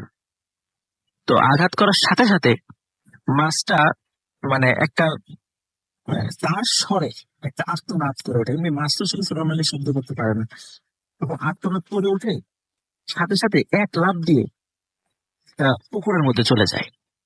তো উনি চিন্তা করেন হারে মাছটা ধরতে পারলেন না, কিন্তু পুকুরে যে গেছেন, যে মাছটা যে গেছে কোন পুকুরে, এটা তো উনি মার্ক করে রেখেছে, যাক পুকুরে যেহেতু গেছে, সারা রাত আমি পাহারা দেবো যেন আবার উঠে না আসে, সকালবেলা গ্রামবাসীদেরকে নিয়ে এই মাছটা ধরবোই আমি। রিহার্সাল ভাই সকালবেলা আহ গ্রামের অন্য লোকদেরকে খবর দেন যে এই পুকুরের মধ্যে একটা বড় আকৃতির মাছ আমি কালকে আঘাত করেছি টেটা দিয়ে, এটা এই পুকুরেই আছে, আসলে আমরা সবাই জাল দিয়ে মাছটা ধরি। তো রাসেল ভাই ওখানে যারা ইয়াং আরো যারা ছিল সবাই খুব উৎসাহ নিয়ে জাল টাল ফেলে মাছ ধরার মানে আয়োজন শুরু করেছে। তো সত্যি রাসেল ভাই বেশ কিছুক্ষণ পর যখন জাল ফেলেছে, মানে বড় একটা মাছের মানে উপস্থিতি তারা টের পেয়েছে পুকুরে। আচ্ছা, তো ওরা অনেক কষ্টে সত্যি রাসেল ভাই মাছ ওটা ধরেছে। ধরার পরে যখন উপরে উঠিয়ে এনেছে, দেখেছি আসলে অনেক বড় একটা শোল মাছ। তখন ওরা বলে যে এবার আমরা যেহেতু সবাই মিলে ধরেছি, এটাকে আমরা সবাই টুকরা টুকরা করে আমরা আমাদের মতো ভাগ করে নিব। আসলে গ্রামে তো ওই গ্রামটা খুব বেশি বড় না, ছোট গ্রাম, মাত্র 50 থেকে 55টা ফ্যামিলির বসবাস ছিল ওখানে। এখন মাছ ধরেছে হয়তো বা 30-40 জন। এখন ওরা এসে বলছে আমরাও তো গ্রামবাসী, আমাদেরকে কিছু ভাগ দাও। কিন্তু যারা মাছ ধরেছে বলে যে না, আমরা এত কষ্ট করে ধরেছি, তোমাদেরকে দেবো না। তখন ওরা ভাবছে, পরে তাদের সাথে কথা কাটাকাটি করে রাগ করে বাসায় চলে যায়, ওনারা আর নেন নেই। বুঝতে ভাই মাছটা ধরার পরে যখন সিদ্ধান্ত হলো এত বড় মাছ মানে বটি দিয়ে তো কাটা যাবে না, বড় কুড়াল দিয়ে মাথাটা আলাদা করতে হবে। তখন কুড়াল দিয়ে যখন মাথা আলাদা করতে হবে, হঠাৎ করে দেখেন খুবই বৃদ্ধ একজন মহিলা এসে হাউমাউ করে কান্নাকাটি শুরু করেছে ওখানে এসে, বলে মাছটা তোমরা মেরো না, মাছটা ছেড়ে দাও। এবার যে বুড়ি বলে কি, তুমি কোত্থেকে আসছো, তোমাকে তো চিনি আগে কোনো দেখি নেই। বলে আমার বাড়ি পাশের গ্রামে, শুনলাম যে এরকম একটা মাছ তোমরা ধরছো, তো এই জন্য চলে আসলাম, মাছটা মেরো না, মাছটা তুমি ছেড়ে দাও তোমরা। বলে, পাগল নাকি, এত কষ্ট করে ধরলাম এত বড় একটা মাছ, এটা এখন ছেড়ে দিব না, এটা সম্ভব না। তো বুড়ি যখন বারবার নিষেধ করতেছিল, তখন তার বড় কথা শুনতে যায়, এক পর্যায়ে লোকজন ক্ষিপ্ত হয়ে বুড়িকে মানে এক পর্যায়ে মানে একরকম ঘাট ধরেই ওখান থেকে সরিয়ে দেয়। কিন্তু বুড়ি বারবার ফিরে আসতেছে যে মাছটাকে মেরো না, কিন্তু বুড়ির কথায় কেউ কর্ণপাত করেনি। মাছটাকে কাটা হয়, টুকরো টুকরো করে কাটা হয়। কাটার পরে যারা ওখানে ছিল, যারা মাছ ধরেছে, সবাই মোটামুটি ভাগযোগ করে সবাই নিয়ে যায়। রাসেল ভাই নিয়ে যাওয়ার পরে ওখানে সবাই বাসায় গিয়ে রান্না টান্না করে, খায়ও সেই মাছ। রাত যখন হয়ে গেছে রাসেল ভাই, গভীর রাত, মানে মায়াবী কণ্ঠে মানে খুবই মানে কান্নাকাটি করছে একজন মানে মহিলার আওয়াজ তারা শুনতেছে। সবাই বলতেছে মানে মানে ওইখানে গ্রামের অনেকেই সেটা শুনেছে, মানে প্রত্যেকটা বাড়ির পাশ দিয়ে গেছে, বললো যে যে আমার ছেলেটাকে এইভাবে তোরা মেরে ফেললি, এটা কি ঠিক হলো? কতবার তোদেরকে নিষেধ করলাম, আমার কথা তো শুনলেই না তোরা। হ্যাঁ, এবং ওর যে শাস্তি তোরা পাবি, যে অন্যায় তোরা করেছিস, হ্যাঁ, তোরা শাস্তি অবশ্যই তোদেরকে পেতে হবে। এরকম খুবই কান্নাকাটি করছিল। এবং আসলে ভাই ওই সময় জানালা যারা খুলেছে, মানে দেখেছে যে একজন বৃদ্ধ মহিলা, ওই যে বৃদ্ধ মহিলাটা, উনি মানে যতটুকু দেখা গেছে উনারই মনে হয়েছে, উনি মানে লাঠিতে ভর করে ওই রাসেল ভাই যে মাছ যেহেতু অনেক বড় ছিল, তার মাছের যে ভিতরের মেরুদণ্ড বা কাঁটাগুলো তো অনেক বড় বড়, তো প্রত্যেকটা বাড়ির পাশে উনি যাচ্ছেন, গিয়ে ওই কাঁটাগুলো সংগ্রহ করতেছেন আর কান্নাকাটি করতেছে যে এইভাবে আমার ছেলেটাকে তোরা মেরে ফেললি, এটা ঠিক হলো না।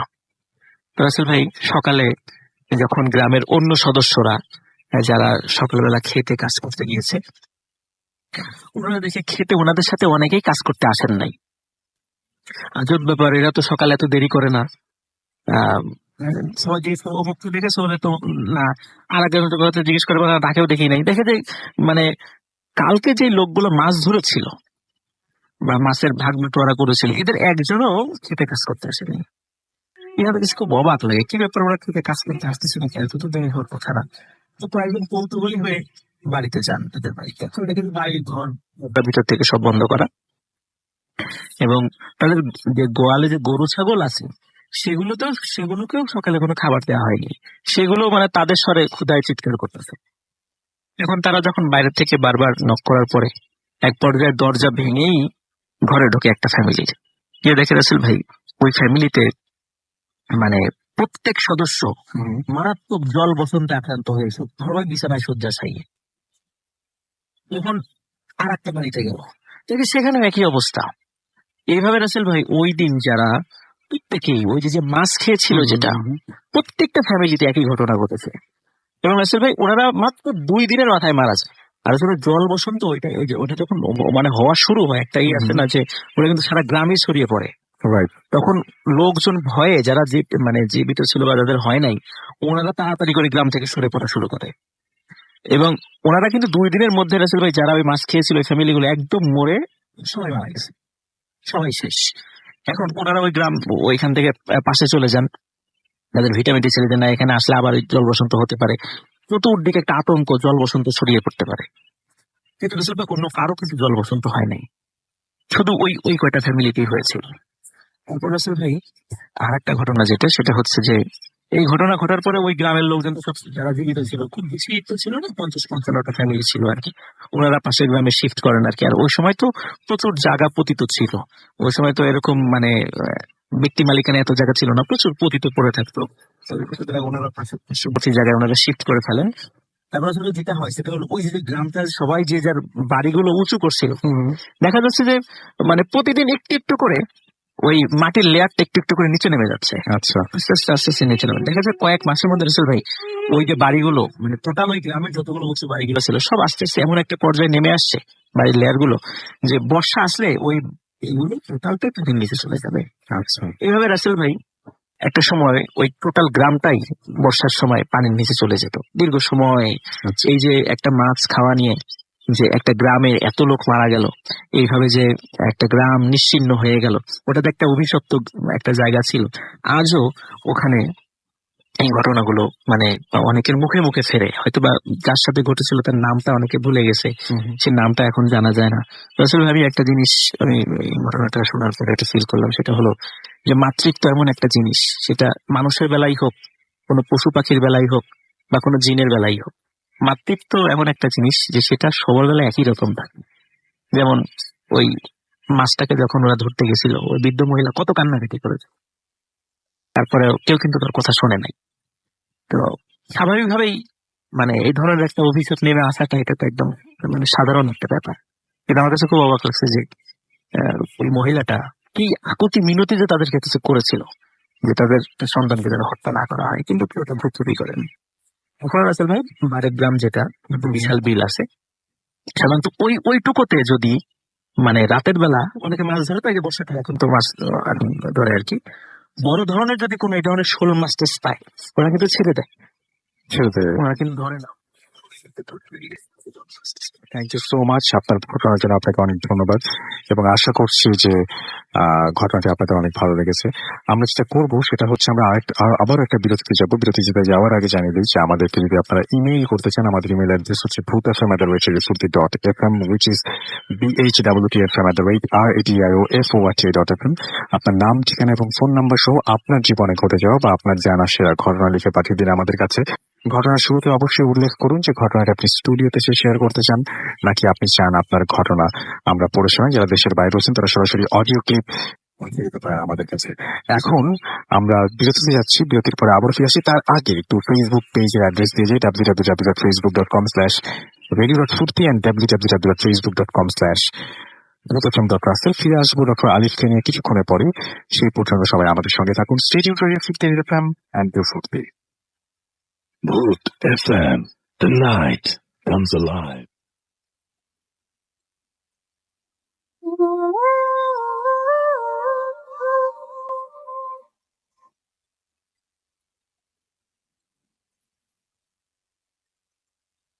Welcome back.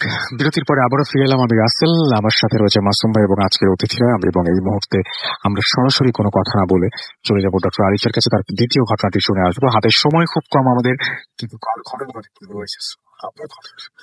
G, thank you Rasel ভাই। আমার দ্বিতীয় যে ঘটনাটা বলবো, যার নাম, তার নাম আফসার উদ্দিন আর কি। তিনি এই ঘটনাটি বলেছেন যে ওনার ঘটনাটা ঘটে হচ্ছে 1994 সালে। আচ্ছা। তো উনি ঢাকায় তখন পড়াশোনা করতেন এবং যখনই ছুটি পেতেন রাসেল ভাই, তখনই তার বাবা মার কাছে চলে যেতেন। তো রাজশাহীর ঘটনা বলছি রাসেল ভাই, আপনার ফেসবুকে যেতে যাচ্ছে, রাজশাহীর ঘটনা অবশ্যই বাগমারা উপজেলার ঘটনা। আচ্ছা। তো উনি যখনই রাসেল ভাই ওই জায়গায় যেতেন, তো দেখা যেত যে বৃহস্পতিবারই ম্যাক্সিমাম দিন পরে। তো এই যেই ছুটিতে আমি ঘটনাটা ঘটে আর কি, আসলে রাসেল ভাই আমার ঘটনাটা এটা খুব বড় ঘটনা তাও না, আবার খুব যে ছোট তাও না। আচ্ছা।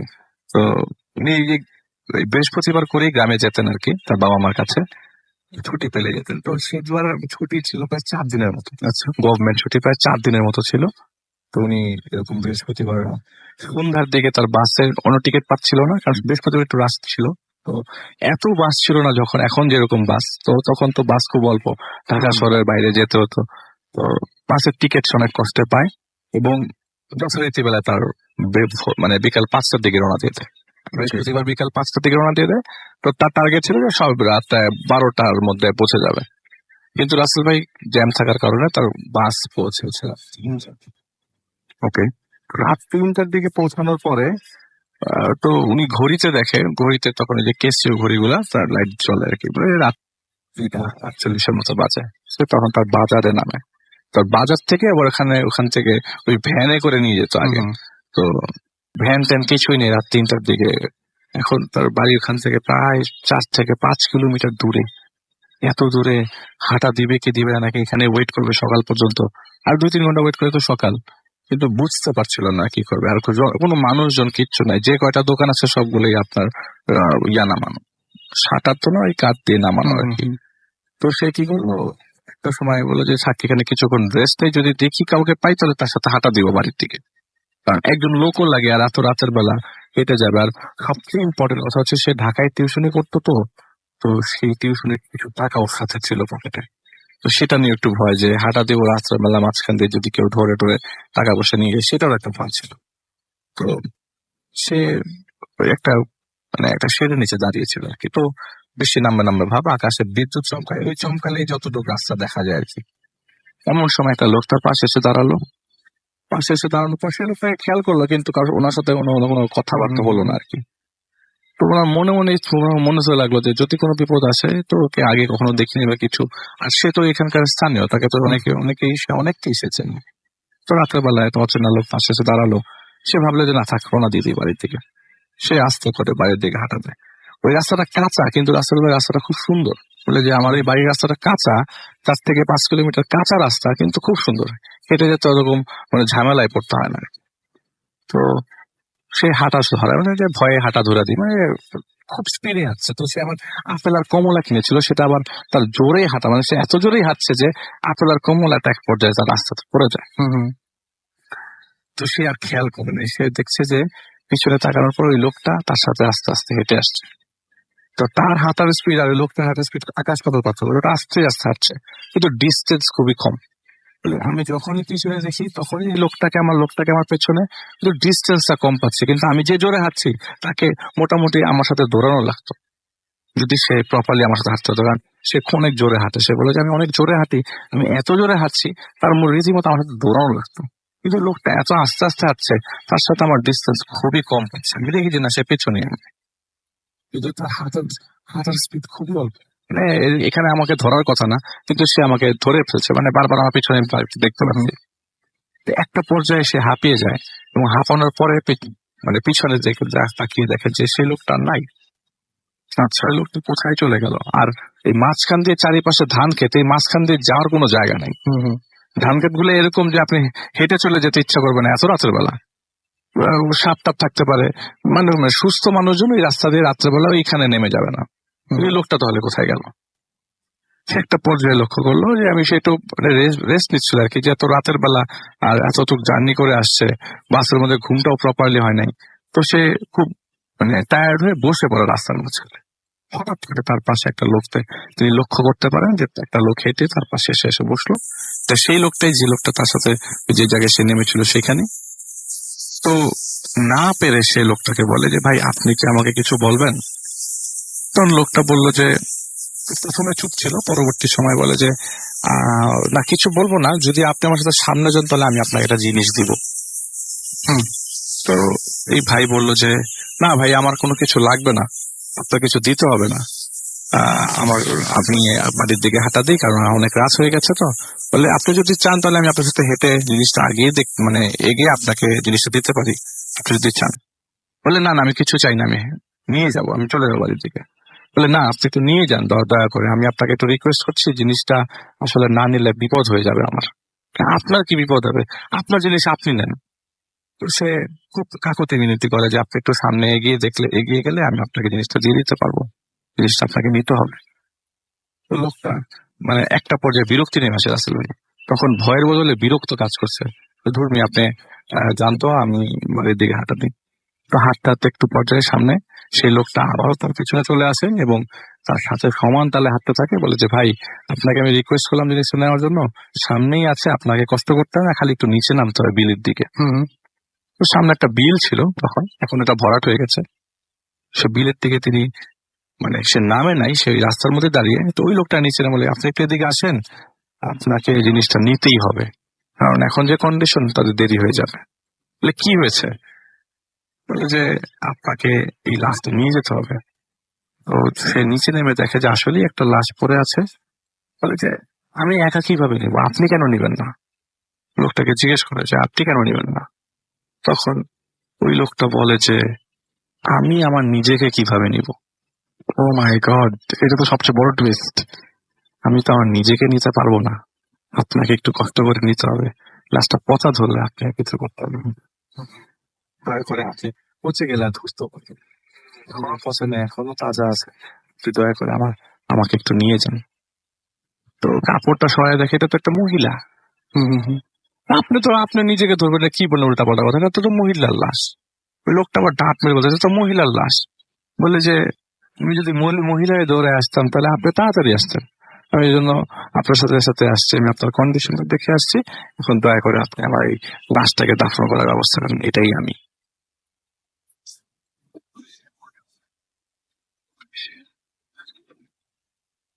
এর মধ্যে মানুষ তো হয়ে গেল, সারা ধরে বুঝতে বুঝতে বাঁচা যে আপনি এখন উনি বুঝতেছেন কিছু। আমি ধরে কাপড়টা উঠানো, আমি লাশ ধরার সাহস করতে পারছি না। আমি কাপড়টা ধরে দেখলাম আমি কি আদৌ জীবন্ত আছে কিনা, আমি মারা গেছি কিনা কে জানে। যে না, আমি কোনো স্বপ্ন দেখছি না, আমি জীবিত আছি, একটা লাশ আসলেই আমার সামনে, এই যে কাপড় ধরতে পারছি আমি।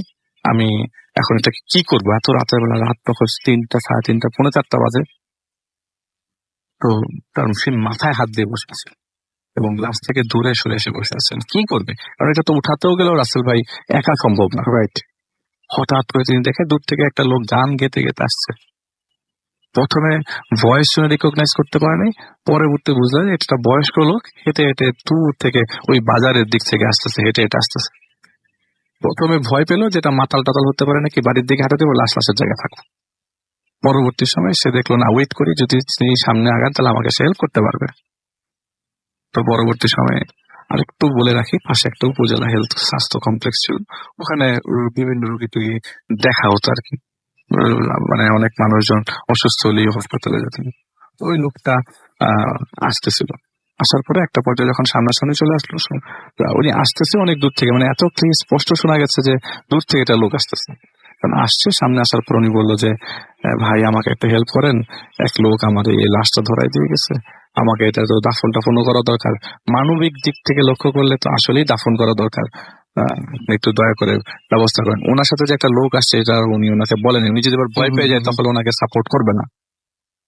লাশ খুঁজে পেলেন, ওই লোক এসে বলে এই যে লাশটা, বলে যে এখানে তো কোনো লাশ নেই, আপনি কার, আপনি বাড়িতে চলেন তো, আপনার মাথা টাথা ঠিক নাই, বাড়ির দিকে হাঁটান। কোথার থেকে আসছেন?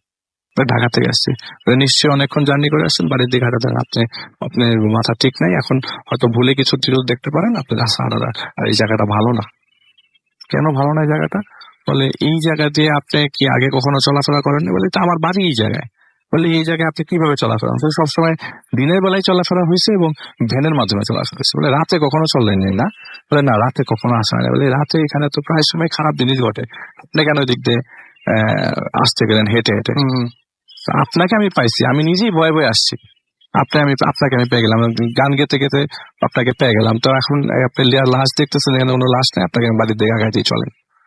আগাতে হাঁটতে হাঁটতে তার কাছ থেকে কিছু ঘটনা পাই যে উপজেলা স্বাস্থ্য কমপ্লেক্স অনেক মরা বাচ্চা টাচ্চা ওই জায়গায় এসে কবর দেওয়া হয়। পাশে একটা জায়গা আছে, ছোট বিলের পাশে একটা ছোট জায়গা আছে, ওখানে অনেক লাশ টাশ দাফন করা হয়। এবং দাফন মানে কি, যে বিয়ারিশ লাশ আছে এবং বাচ্চা কাছে মারা যায় না, অনেক মরা বাচ্চা টাচ্চা এই জায়গায় দাফন করে চলে যায়। এই জায়গাটা এমনিতেই খুব খারাপ জায়গা, বিশ্বাস থাকে। আপনি এই জায়গায় এইভাবে আর কখনো চলাফেরা করা যায়, ঢাকা থেকে রওনা দিলে রাতে রওনা দিবেন, সকালে এসে পৌঁছবেন, এরকম সময় রওনা দিন যখন আপনাকে রাতে নামতে হয়। তো একটা সময় রাত্রের বেলা থেকে বাড়ি পর্যন্ত নামা যায়। এরপর থেকে আশেপাশে কখনোই রাস্তা দিয়ে চলাফেরা করার সময় রাতের বেলা চলাফেরা করার নাই, এবং গ্রামের তখন ওই জায়গায় যাওয়াই কতবার হয়েছে, দিনের বেলা গেছে, দিনের বেলা, রাতের বেলা দিনের বেলা রওনা দিয়ে ঢাকায় চলে আসছে। চমৎকার চমৎকার ঘটনা। দ্বিতীয় ঘটনাটি আরো চমৎকার। প্রথম ঘটনাটি তো চমৎকার ছিলই, দ্বিতীয় ঘটনাটি আরো চমৎকার। থ্যাংক ইউ আলিফ, আপনাকে অনেক ধন্যবাদ, এত কষ্ট করে আপনি এসেছেন এবং আমাদেরকে সময় দিয়েছেন, এই জন্য আপনাকে অনেক অনেক অনেক অনেক ধন্যবাদ। এবং আশা করছি যে ডক্টর আলিফের যে ঘটনা, সে ঘটনা আপনাদের ভালো লেগেছে। ওকে, আরো একবার আপনাদের সবাইকে স্বাগত জানাচ্ছি। আমি রাসেল, শুনছেন সবসময় রেডিও 58 FM। আমার সাথে রয়েছেন মাসুম ভাই এবং আজকের অতিথিরা, এবং এই মুহূর্তে আমার সঙ্গে আছেন আফনান ভাই। আফনান ভাইয়ের কাছে আমরা আরেকটা ঘটনা শুনবো এবং আশা করছি এই ঘটনাটি আপনাদের অনেক আনন্দ দেবে। ধন্যবাদ রাসেল ভাই। এখন যে ঘটনাটা আসলে আমি শেয়ার করব, যে আমাকে এই ঘটনাটি দিয়েছে, সে আমার ফার্মগেট ব্রাঞ্চের স্টুডেন্ট, ওর নামও রাসেল, চট্টগ্রাম বিশ্ববিদ্যালয় পলিটিক্যাল সায়েন্স থেকে লেখাপড়া করেছে। তো ওর বাড়ি হচ্ছে টাঙ্গাইল। ও টাঙ্গাইল জেলার ধনবাড়ি উপজেলার দড়িচন্দ্রবাড়ি গ্রাম, এবং ওই ওর বাড়ির পাশেই এই ঘটনাটা। তো রাসেল ভাই, ঘটনাটি ঘটে হচ্ছে 2005 সালে। ও গ্রামে সুলতান নামক একজন ব্যক্তি ছিলেন, উনি থাকতেন সৌদি আরবে। তো সৌদি আরবে উনি বেসিক্যালি যে কনস্ট্রাকশনের কাজটা করতেন আর কি, লেবার হিসেবে কাজ করতেন। তো ওখানে হঠাৎ একদিন খবর আসে যে সুলতান অ্যাক্সিডেন্ট করে মারা গেছে। তো মারা যাওয়ার কারণটা যখন অনুসন্ধান করা হয় তখন বোঝা যায় যে এই কনস্ট্রাকশন একটা নতুন একটা বিল্ডিং এর কাজ মাত্র শুরু হয়েছে একটা জায়গায়। তখন যখন ওখানে গর্ত করা হয়েছিল, মানে এই মেশিন দিয়ে যখন গর্ত করা হয়, তখন উনি ওই গর্তের মধ্যে নেমেছিল। ওই যে আপনার গর্তের মধ্যে নেমে ওই যে বিভিন্ন রড গুলো জয়েন করে না, মানে তার দিয়ে বেঁধে বেঁধে ওই কাজটা উনি করছিলেন। তো সে ভাই গর্তটা ছিল অনেক উপরে, গর্তটা গভীর ছিল। তো ওই উপরে যখন গর্ত করা হয়েছে আশেপাশে কিছু পাথর টাথর ছিল আর কি। তো করে কোনো কারণ ছাড়াই একটা পাথর নাকি গড়িয়ে এসে, মানে হয়তো বা ওখান থেকে গড়িয়ে আসার কথাও না, গড়িয়ে এসে একদম সরাসরি নিচে সুলতানের মাথার উপরে পড়ে এবং উনি স্পট। ভাই তখন কত মানে মানে উঁচু থেকে এবং এত ভারী একটা পাথর ওনার মাথার উপর পড়েছে, স্বাভাবিকভাবে মাথার যে কি অবস্থা হতে পারে এটা তো আমরা কল্পনাই করতে পারছি ভাই। তো স্যার ভাই ওনার লাশ 4 মাস পর বাংলাদেশে আসে।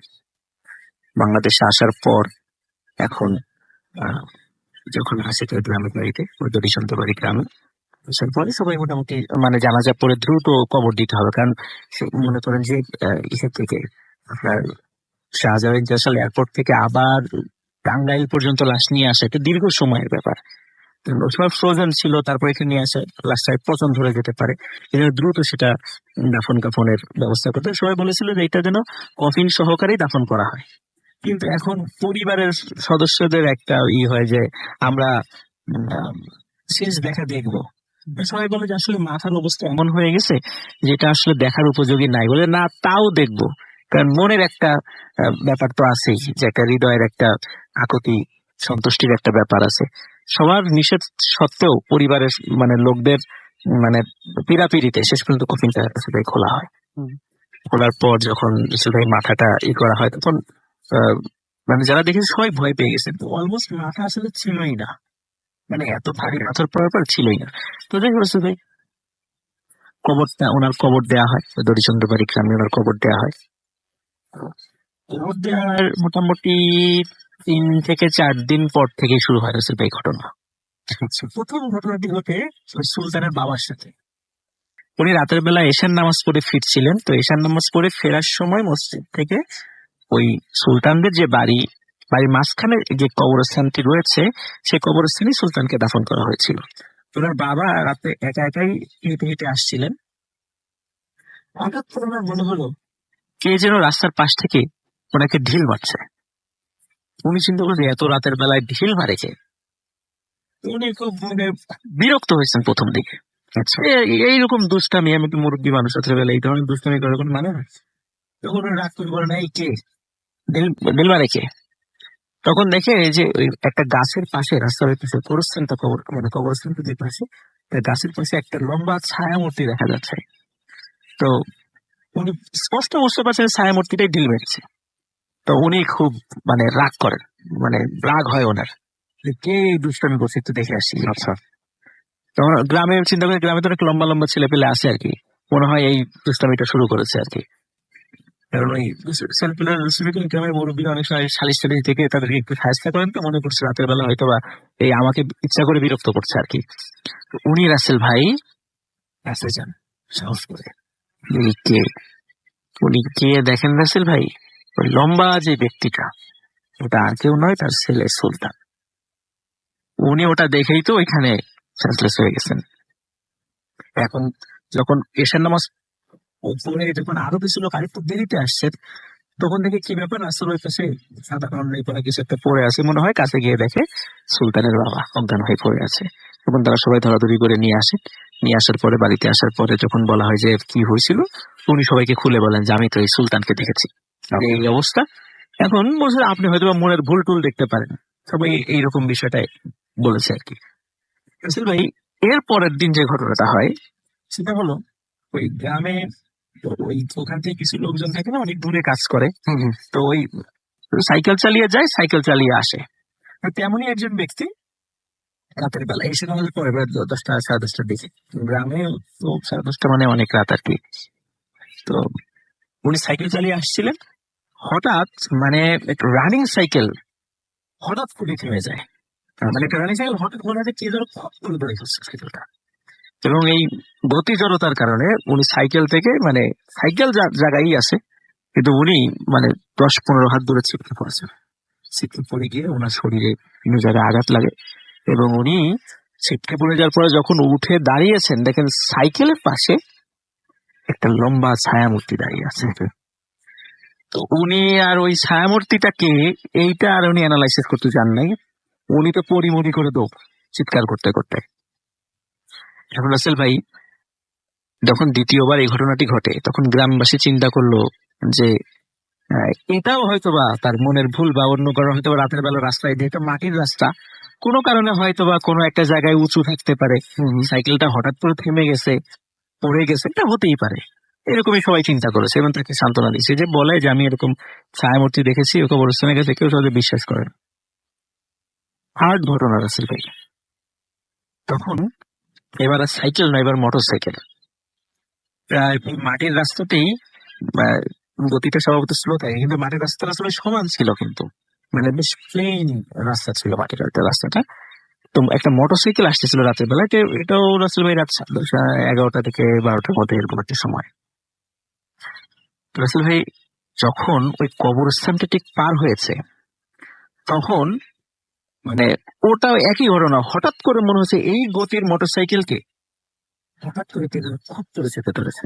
আচ্ছা, এবং মোটরসাইকেলে 2জন ব্যক্তি ছিল, 2জন ব্যক্তি দেখেছে সামনে একটা ছায়ামূর্তি, এবং যখন ছায়ামূর্তি দেখে তখনই কিন্তু আসলে এটা হঠাৎ করে মোটরসাইকেলটা থেমে গেছে, এবং ওরা 2জনই সাইকেল থেকে মানে মোটরসাইকেল থেকে পড়ে যান।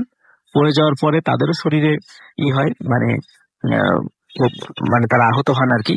এখানে আসলে একটা বিষয় বলে রাখা ভালো, সেটা হলো যখন আসলে ওই যে মোটরসাইকেল আঘাত লেগেছে, হঠাৎ করে থেমে গেছে, যখন পরবর্তীতে মোটরসাইকেল উদ্ধার করা হয়েছে, মোটরসাইকেলের চাকাটা মনে হচ্ছে এই বাংলা 4 এবং ইংরেজি 8 লেখলে যেমন হয় তেমন হয়ে গেছে। মানে এত জোরে আঘাত লেগেছে যে আমরা অনেক সময় দেখি না যে রাস্তাঘাটে অ্যাক্সিডেন্ট হলে বাইসাইকেল বা রিক্সা এরকম কিন্তু বেশি আঘাত লাগলে এরকম ইংরেজি 4 মানে বাংলা 4 বা ইংরেজি 8-এর মতো হয়ে যায়, কিন্তু খেয়াল করবেন আপনারা, লিসেনাররা হয়তো এই বিষয়টা বুঝতে পারবেন আর কি।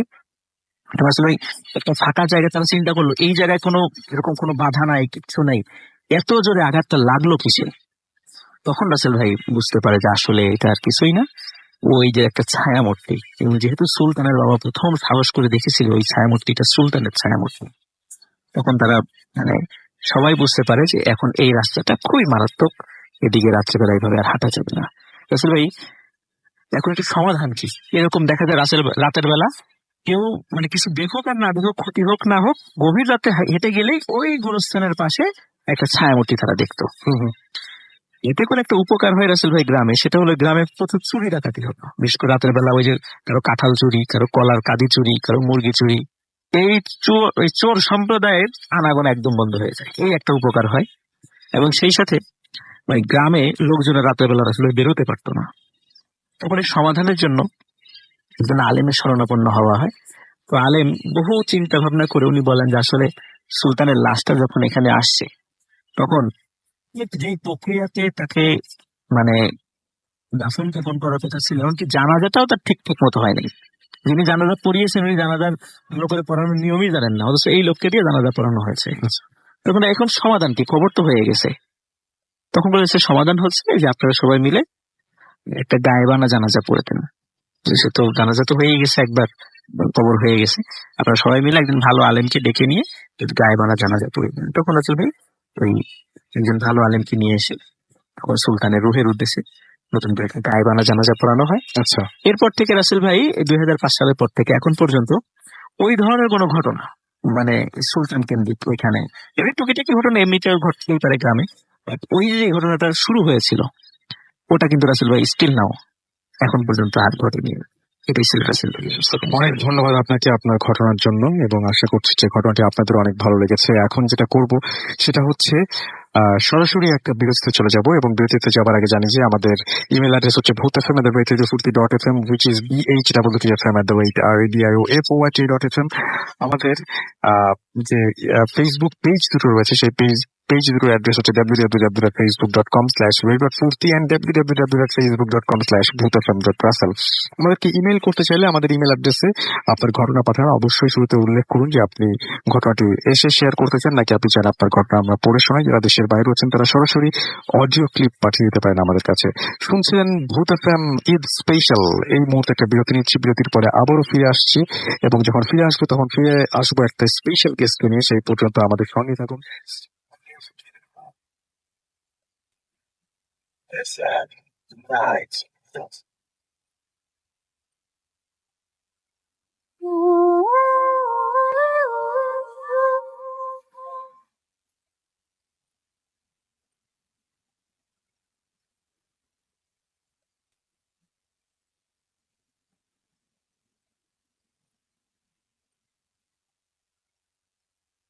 Welcome back.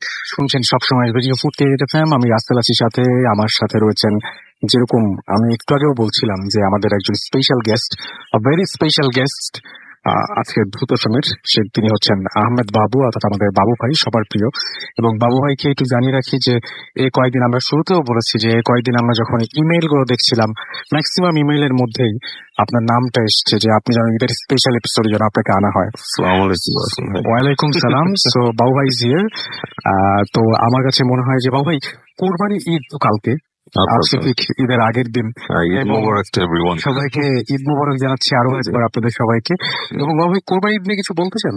কোরবানি ঈদ নিয়ে বলা যাচ্ছে যে আপনার যে বিশ্বাস, আমার আপনার যে মানে আপনার যে চিন্তা, সেটা আপনি চাইলে সবার সাথে শেয়ার করতে পারেন। আমার চিন্তাটা হচ্ছে কোরবানি ঈদ নিয়ে, যে কোরবানি অ্যাকচুয়ালি অনেকেই মানে এখন ফ্যাশনটা অনেকটা এরকম হয়েই গেছে। আমরা সবাই দেখা যাচ্ছে যে মানে কোরবানি পশু কিনবো, কোরবানি দিব, কে কত বড় দিচ্ছে, মানে কারটা কত হেলদি হচ্ছে, এগুলো নিয়ে একটা কম্পিটিশন মতো হয়ে গেছে। অ্যাকচুয়ালি জিনিসটা কিন্তু এরকম মোটেই না রাসেল ভাই। জিনিসটা হচ্ছে আমাদের ভেতরকার যত রকমের মানে দূষণ যা আছে, আসলে সত্যি কথা বলতে আমরা যেগুলো নিয়ে করি, আত্মহমিকা, অহংকার, হিংসা, বিদ্বেষ, এগুলো সবকিছু কোরবানির মাধ্যমে আসলে ত্যাগ করে দেওয়া। মানে সিম্বলিক আকার অনেকটা এরকমই আসে।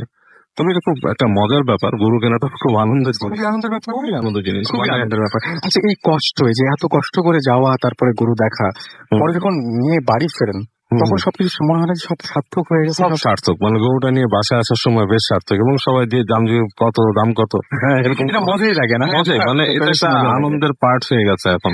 মানে আমি নিজে আজকে সকালে দেখছি যে গরু নিয়ে যাচ্ছে। কি আপনার পশুর টেক কেয়ার আপনি নিজেই করেন? হ্যাঁ, আমি করি, আমার সাথে মানুষজন যারা আছে বাসায় ওরাও করে। হ্যাঁ, মানে মিলেমিশে করা হয় আর কি। ওকে, তো কিভাবে কাটবে কালকে সারাদিন?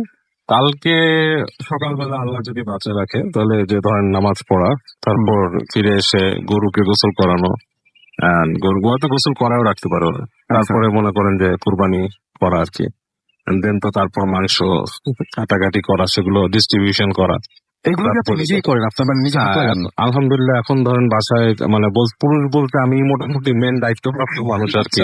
তো সুতরাং এই কাজগুলো আমাকেই করতে হয় আর কি। এবং তারপর নিশ্চয়ই ক্লান্ত লাগে না? মানে তো লাগে, আগে লাগতো না, যখন বয়স আরো কম ছিল তখন লাগতো না। আস্তে আস্তে বয়স বাড়ছে, প্রতি বছর ক্লান্তিও বাড়ছে, ক্লান্তিও সঙ্গে সঙ্গে বাড়ছে।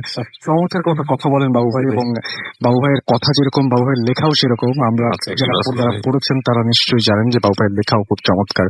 এবং মাঝে মাঝে শুধু লেখা না, ফেসবুকে কিছু ব্যাপারে আগে স্ট্যাটাস বেশি দিতেন, এখন দেই না। কারণ আসলে কোনো লাভ নাই রাসেল ভাই। স্ট্যাটাস দিয়ে আমি যেটা বুঝতে পারছি, ধরেন আপনার একটা মানে বোধ হলো, আপনি কিছু একটা ফিল করলেন, আগে যেটা হতো কি, মানে খুব অতি উৎসাহে ফেসবুকে লিখে দিলাম যে আরো 10 জন পড়ুক, তারাও কিছুটা প্রভাবিত হোক। এখন দেখা যায় এগুলো কাউকে টাচ করে না। সবাই এই জিনিসটা নিয়ে একটু কথা বলা বলি হয়, লাইক দেওয়া হয়, এই সব। ওকে, সো আমরা তাহলে ফেসবুক বা অন্য সবকিছুর প্রসঙ্গ বাদ দিয়ে এখন ঘটনার প্রসঙ্গে আসি। এবং আমাদের আজকে যে ঘটনা, বাবু ভাই যে ঘটনাগুলো বলবেন বা যে ঘটনাটি বলবেন এই মুহূর্তে, সেই ঘটনায় চলে যাই। বাবু ভাই, ঘটনাটি কোথাকার? এই ঘটনাটা হচ্ছে আপনার ঢাকার কাছে, ওই যে টাঙ্গাইল যে অঞ্চলটা, সেখানে ওর নাম হচ্ছে সৌমিক।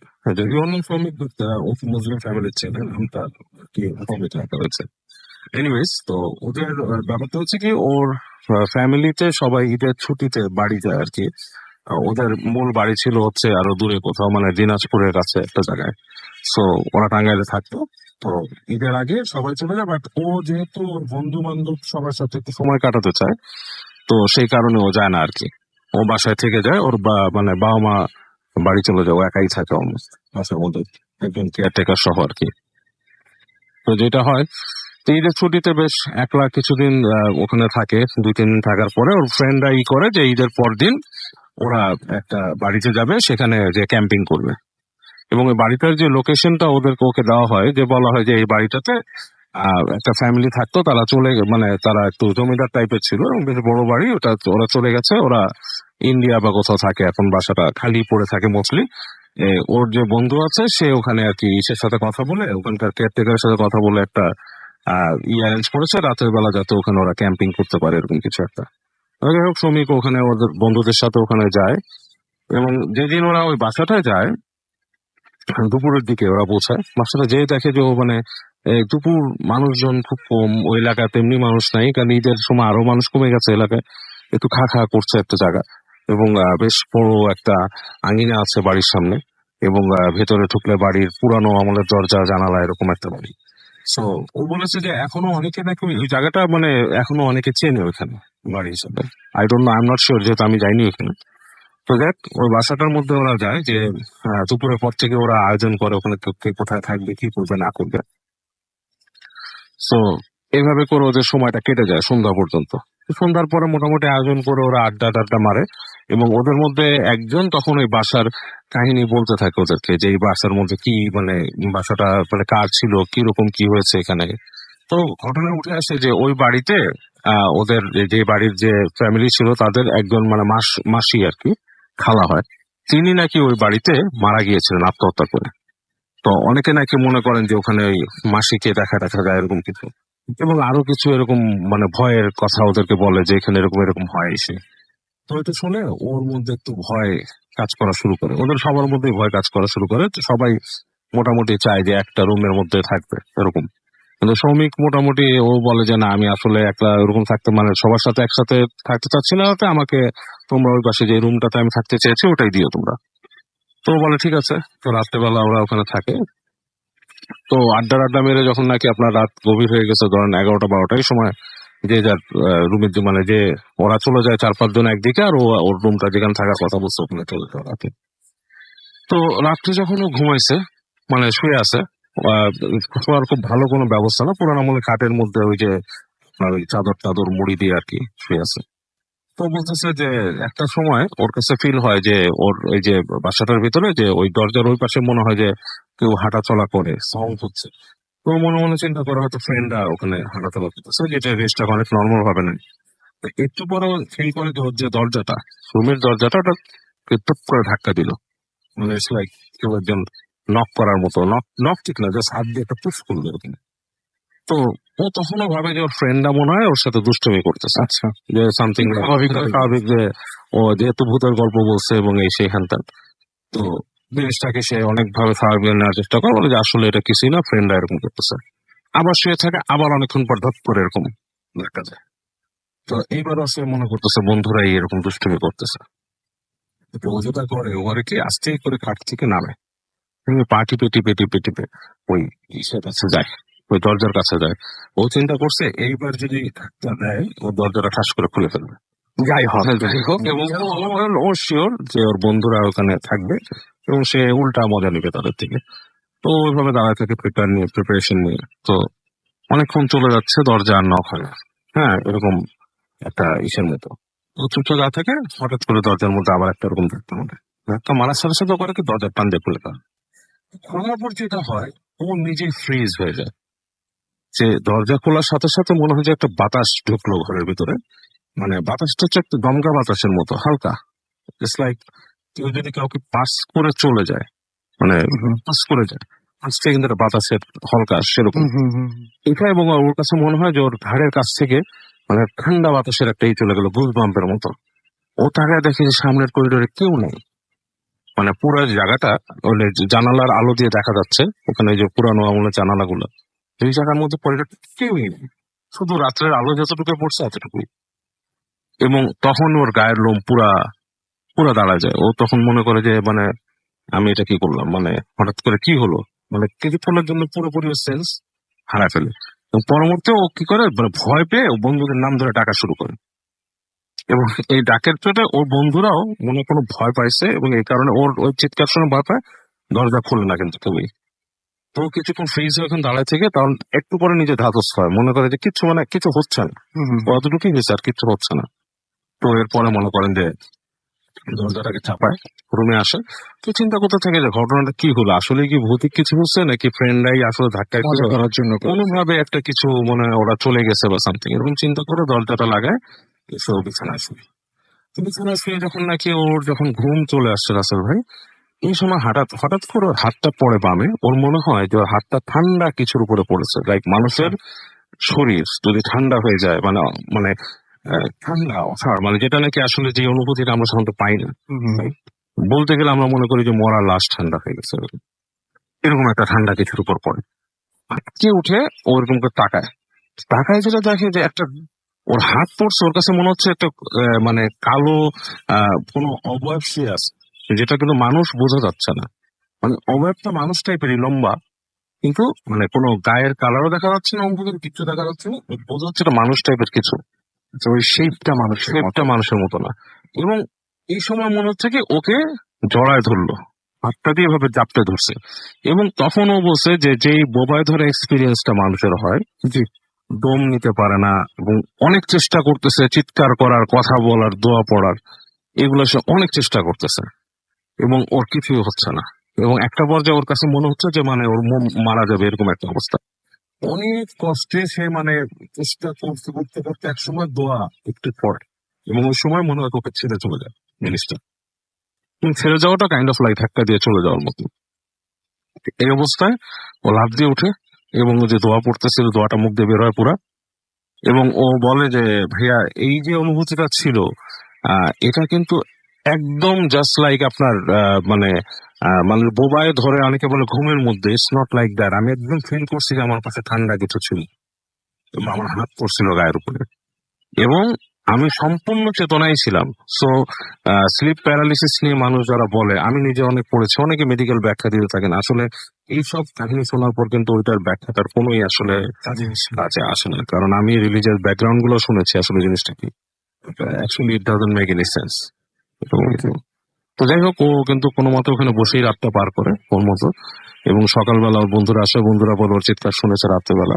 এবং ওর বন্ধুরা অনেকে বলে যে ওরা নাকি কিছু জিনিস ফিল করছে রুমের ভিতরে, যেমন কানের মধ্যে কেউ সুড়সুড়ি দিছে রাতের বেলা, বন্ধুদের যখন শুয়ে ঘুমানোর চেষ্টা করছে কানে সুড়সুড়ি দিছে। এবং মনে হচ্ছে রুমের মধ্যে কেউ সাউন্ড করে গান গাইছে, গানটার মধ্যে অস্পষ্ট, মানে ইটস লাইক কোনো গান বোঝা যাচ্ছে না, অস্পষ্ট একটা হামিং। আচ্ছা, মানে খুব সেকেন্ড ভয়েস, যারা গান গায় অনেক সময় বুঝে যে অনেক সময় কিন্তু গানের মধ্যে একটা হাম করার সময় সেকেন্ড ভয়েসে হাম করা হয়। ইটস লাইক ভেরি লো, মানে হাই ফ্রিকোয়েন্সিতে কেউ যদি হাম করে দূর থেকে, গুনগুনের মতো আর কি, কোনো গানের সুরতে স্পষ্ট কোনো সুর, এরকম জিনিস ওর বন্ধুরা দু একজন শুনছে। এবং ওরা বুঝতে পারে যে বাসাটা আসলেই বেশ মানে হন্টেড হন্টেড, এবং ওরা চলে আসে পরদিন থেকে। Thank you so much thank you আপনার ঘটনার জন্য আপনাকে অনেক ধন্যবাদ। আমরা আরো একবার জানিয়ে দিই, আমাদের ইমেল অ্যাড্রেস হচ্ছে bhutasma@radio40.fm, which is bhwtfm@radio.fm। আপনার নাম, ঠিকানা এবং ফোন নাম্বার সহ আপনার জীবনে ঘটে যাওয়া সেরা ঘটনা লিখে পাঠিয়ে দিন আমাদের কাছে। ঘটনার শুরুতে অবশ্যই উল্লেখ করুন যে ঘটনাটি আপনি স্টুডিওতে এসে শেয়ার করতে চান, নাকি আপনি চান আপনার ঘটনা আমরা পড়ে শোনাই। যারা দেশের বাইরে রয়েছেন তারা সরাসরি অডিও ক্লিপ পাঠাতে পারেন বা লিখে পাঠাতে পারেন আপনার ঘটনাটি যেরকম আপনার ইচ্ছা। আমরা এখন চলে যাব ছোট্ট একটা বিরতিতে। তবে তার আগে জানিয়ে দিই, আমাদের দুটো ফেসবুক পেজ রয়েছে, www.facebook.com/radio.fruity and www.facebook.com/bhutafm.russell। যে দুটো পেজে গেলে আপনি আমাদের আজকে যে অতিথি আছেন তাদের ভিডিও দেখতে পারবেন, এবং আমাদের যে কমেন্ট আছে সে আমাদের সেই কমেন্টে আপনারা কমেন্ট সেকশনে গিয়ে আপনারা কমেন্ট করতে পারবেন, লাইক দিতে পারবেন, শেয়ার করতে পারবেন, যেটা আপনাদের ইচ্ছা। চলে যাচ্ছে একটা ছোট্ট বিরতিতে, ফিরে আসছি আবারও। সেই পর্যন্ত আমাদের সঙ্গে থাকুন।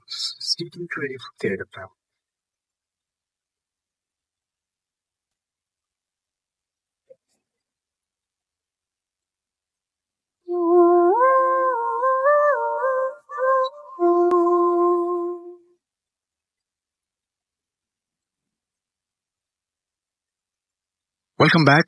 ফিরে এলাম আবারও বাবু ভাইকে নিয়ে। সেই পর্যন্ত আশা করছি আপনারা অনেক এনজয় করেছেন, এবং এখন যেটা করব আরো একবার আপনাদের জানিয়ে দিচ্ছি, আমি রাসেল আছি সাথে, আমার সাথে রয়েছেন মাসুম ভাই এবং আজকের অতিথিরা। এবং এই মুহূর্তে আবারও ফিরে যাচ্ছি বাবু ভাইয়ের কাছে। আহ সরাসরি আমি বাবু ভাইয়ের ঘটনায় চলে যাই। আচ্ছা রাসেল ভাই, এই কাহিনীটা হচ্ছে ডাক্তার জাকিরের কাহিনী। উনি লাইক 1989-88 এই সময় আর কি আপনার মেডিকেল মানে ডক্টর বাংলাদেশে অনেক থাকে অনেক আগে। হ্যাঁ, ওই সময় ডক্টরের পেশায় আর কি প্রথম আসেন আর কি। ফার্স্টের দিকে উনি শুরু করেন ওনার কাজ, পড়াশোনা শেষ করে ইয়াং ডক্টর। তো উনি ওই সময় একটা ক্লিনিকে ওনার কাজ করেছিল। ক্লিনিকটা ছিল হচ্ছে আপনার মোহাম্মদপুরের কোনো একটা জায়গায়, এবং বেশ পুরনো। এবং ক্লিনিকটার মোস্টলি কাজ ছিল এটা হচ্ছে নবজাতক টাইপের ক্লিনিক, মানে ওখানে বাচ্চা হতো আর কি। মানে লেবারের গুলো হতো ওখানে। যাই হোক, তো উনি ওখানে আপনার কাজ করে। তো একদিন রাতে ওনার ডিউটি পড়ে, প্রথম দিকে আর কি, উনি ফার্স্ট যখন জয়েন করে ওনার ডিউটি পড়ে ওখানে। তো উনি রাতের বেলা বসে আছেন, কোনো মানে আর কি এক্স আউট পেশেন্ট কেউ নাই তখনো। ভর্তি যে একটা পেশেন্ট আছেন, যে একটা রুমে ক্যাবিনে আছেন আর কি। ওনাদের যে ওয়ার্ড থাকে, ওয়ার্ডের মধ্যে নর্মালি ওরকম কোনো পেশেন্ট নেই, হাসপাতাল মোটামুটি ফাঁকাই বলা চলে। এবং আপনার নিচে আপনার আছে, ওই যে গার্ড আছে। তো মোটামুটি বলা যায়, এটা বলার কারণ হচ্ছে যে হাসপাতালটার মানে পরিবেশটা আমি বর্ণনা করছি আর কি ওই সময়।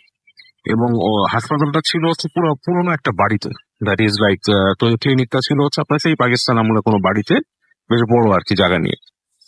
তো যাক, তো উনি বসে আছেন, ওনার উপরে ওনার কাজ হচ্ছে যে ওই যারা কেবিনে আছেন, যদি কোনো প্রয়োজন হয় ওনাকে রাত্রেবেলা ডাকলে ওনার যেতে হবে, কাজ ওনারা হচ্ছে আপনার ডেলিভারি পেশেন্ট যে কোনো সময় হতে পারে আর কি। তাদের যে নির্ধারিত ডাক্তার আছে তিনি কাজ করবেন, বাট ইমার্জেন্সি কিছু হলে ওনাকে যেতে হবে অ্যাজ এ নিউ ডাক্তার হিসেবে। যাক, তো উনি ওখানে বসে বসে নিজের মতো বই পড়ছেন, ম্যাগাজিন পড়ছেন, টাইম কাটাচ্ছেন। এরকম সময় উনি হঠাৎ ফিল করেন যে ওনার এই পাশ থেকে, মানে ওনার যে রুমের যে পাশে যে করিডোরের ওই ওপাশ থেকে কেউ একজন মানে কিছু একটা বলছে আর কি, লাইক কথার মতো আসছে, কিন্তু কথাটা স্পষ্ট না। আচ্ছা, তো উনি সাউন্ডটা শুনে আপনি মনে করেন যে কিছুক্ষণ কান পাতে, কে বলতেছে, কেউ কথা বলতেছে কিনা, আমার নিজেদের মধ্যে গল্প করছে কিনা, একটু ইগনোর করার চেষ্টা করি। বাট একসময় ওনার কাছে জিনিসটা বেশ বিরক্তিকর মনে হতে শুরু করে, যে লাইক ওনার নার্ভের মধ্যে লাগছে জিনিসটা। তো উনি উঠে যান, উঠে যেয়ে ওই বইটা রেখে উনি হেঁটে যান যে করিডোর দিয়ে উকি দেন। তো দেখেন যে করিডোরে এক মাথা হচ্ছে আপনার একটা বারান্দা, এবং এই পাশে তো কিছুই নাই, কিন্তু কোনো মানুষ করিডোরে নেই। আচ্ছা, তো উনি বলছে এরকম একটা ফিসফিস যে শব্দ, মানুষ কথা বলতেছে, এটা এত লাউড কেন হবে যে পুরো করিডোর পার হয়ে আমার এখানে আসছে। তো উনি হেঁটে হেঁটে হেঁটে হেঁটে হেঁটে ওদিকে যান, দিয়ে করিডোর শেষ মাথা দিয়ে উনি আজ থেকে রুকি দেন ডান দিকে। তো বারান্দার সামনে যে জায়গাটা, এক পাশে হচ্ছে আপনার ড্রেন, মানে ড্রেইনের যে লাইনটা, আগে আপনি যত জানেন রাসেল ভাই, আগে বলেছি যে মোহাম্মদপুর এই অঞ্চলটাতে যে ওই সময়কার আরবান প্ল্যানিং এ পেছনে ফায়ার এসকেপ রাখা হতো, কিন্তু পরবর্তীতে আমাদের নোংরা অভ্যাসের জন্য ময়লা ফেলে ফেলে ওটাকে একটা ডাস্টবিনের মতো বানায় ফেলা হয়েছিল। এখন আস্তে আস্তে একটু চেঞ্জ হচ্ছে পরিবেশটা, বাট স্টিল অলমোস্ট সেম হয়ে গেছে। যাই হোক, তো উনি ওই ড্রেনের ওখানে দেখেন যে এক পাশে ড্রেনের মানে নর্দমার মতো ওই সাইডটা, আর আরেক পাশে ঠিক কর্নারে মানুষ দাঁড়ায় আছে, দুইজন কথা বলতেছে। এবং উনি খেয়াল করে দেখছে যে মানুষগুলা ছায়া টাইপের, ইটস লাইক পুরোপুরি শরীর দেখা যাচ্ছে না। তো যতটুকু অন্ধকার, যতটুকু আলো, মানে স্ট্রিট ল্যাম্প দূরে আছে, নিয়ন আলো, নিয়ন লাইট জ্বলতেছে, এটা তো একটা মানুষের অবয়ব কিছুটা হলেও বোঝা যাওয়ার কথা, যে একটা মুখের এক অংশ পড়বে বা কিছু, সেরকম কিছু না। এবং তারা ফিসফিস করে কিছু বলতেছে নিজেদের ভেতরে। তো উনি যখন ওখানে গেছে, ইটস লাইক ওনার উপস্থিতিটা ওই দুজন বুঝে ফেলছে। আচ্ছা, বুঝে ফেলে মনে হলো আর কি, ওনার কাছে মনে হলো যে ওনার দিকে তাকাইছে দুজন। এবং তাকানোর পর ওনার কাছে শিরশির লাগছে কেন রাসেল ভাই, এই দুইটা মানুষেরই চোখ জল জল করতেছে। ইটস লাইক অন্ধকারে কুকুর বিড়ালের চোখ যেভাবে চলে সেরকম। তো উনি না একটা ধাক্কা খায়, উনি ধাক্কা খেয়ে ছিটকে ওখান থেকে, মানে ধাক্কা মানে ওর নিজের ভেতরে ভেতরে ধাক্কা খেয়ে নিজের অজান্তেই উনি ছিটকে পেছনে চলে আসে। পেছনে চলে আসে, উনি চিন্তা করে যে মানে কি দেখলাম, ব্যাপারটা আসলে কি, এটা কি মানুষ? তো এরকম হওয়ার কথা না, কুকুরের মতো চোখ বলতেছে। বাট উনি তো ডক্টর, ওনার ওনার অনেক সময় উনি পার করছে, উনি অপারেশন থিয়েটারে গেছে, অনেক কিছু করছে, ডাক্তারদের তো অনেক কিছুর মধ্যে যেতে হয়। তো উনি খুব অল্প সময়ে নিজেকে ধাতস্থ করে আবার উকি দেয়। দ্বিতীয়বার যখন উনি উকি দেয়, এইবার দিয়ে দেখে ওখানে কিছুই নেই। Just বাতাস বইছে, তখন তো আপনার ওই বাতাস বইছে আর কি আপনার এই গরমকাল আর কি, গ্রীষ্মকাল, হালকা বাতাস বইছে, কোনো নর্মাল একটা সময়, মানুষ নাই কোনো। এবং ওখানে শুনতে পাই যে বিড়াল খুব ডাকতেছে নিচ থেকে, ম্যাও ম্যাও করে বিড়াল ডাকতেছে। এই বিড়ালের ডাক এটাকে উনি ইগনোর করতেছে কি, তারপর উনি আবার বেশি ই করে উনি হেঁটে যায়, যে দেখেন যে ঠিক ওনার বারান্দার নিচে যে ড্রেনের অংশটা, ওইখানে ঠিক দুইটা কালো বিড়াল, যে কালো রঙের বিড়াল, কারণ অন্ধকারে মিশমিশে আছে তো ইটা, ওখানে তারা ম্যামো করতেছে এবং ওরা যে তাকাইছে উপরে ঠিক ওভাবে চোখ জ্বলতেছে। তো এবার দেখে উনি জাস্ট একটা ঘুষ বাম্প হয় ওনার, এবং উনি বেশ অস্বস্তি ফিল করে উনি আস্তে করে হেঁটে চলে আসলেন। তো আসার পরে উনি খেয়াল করেন ওই ক্লিনিকের একটা রুম আছে, রুমটা তালাবদ্ধ, এবং ওই রুম সম্বন্ধে কিন্তু ওনাকে কিছুই অবহিত করেন ওইখানকে যে হাসপাতালের ম্যানেজার বা সামথিং লাইক দ্যাট, ওনাকে কিছুই অবহিত করেন এখানে ওর সম্পর্কে। তো উনি রুমটাকে দেখে এবং চিন্তা করলো যে এটা সম্বন্ধে আমি জিজ্ঞেস করি না, আমি এখানে জবে ঢুকছি প্রায় 1 সপ্তাহ, আমি জয়েন করলাম গতকালকে, বাট এটা আমার জানা উচিত ছিল যে এটা কিসের রুম, এটা তো ওটিও না ইও না। উনি হেঁটে এসে উনি আবার রুমের মধ্যে বসে উনি ওই ওনাদের যে ল্যান্ডফোন নিয়ে ওখানে ডায়াল করেন ওনাদের ওই লোকের নাম্বারে, ম্যানেজারের যে বাসা সেখানে ডায়াল করে। তো ম্যানেজার রাত্রেবেলা ঘুম বলে উঠে, বলে কি হয়েছে, বলে যে আপনাদের, আমি তো এখানে ডিউটি করতেছি, আমার তো নতুন, তো আপনার এই যে রুম এখানে একটা আমি তালাবদ্ধ দেখলাম, এটার মানে ব্যাপারটা কি? তো বলছে, আপনার এত রাত্রে এটা নিয়ে কেন মাথা ব্যথা হইতেছে, আপনি এই রাত্রে কি আপনার এই মাথা খারাপ কি হয়েছে? বলে যে না, আমার কাছে একটু অস্বস্তি লাগতেছে, এরকম হয়েছে। তো বলে যে না, ওইটা আপনার বলবো না, আমি কালকে দেখালে বলবো না, আপনি এটা নিয়ে মাথা কামাইতেছেন, চুপচাপ থাকেন। তো ডাক্তার উনি ফোনটা রেখে দেয়, ফোন রেখে উনি ওখানে বসে থেকে উনি ঝিমায় আর কি, উনি শুয়ে থাকে আর কি, ওনার ইসের মতো বই পড়তে চেয়ারে হেলান দিয়ে শুয়ে থাকে।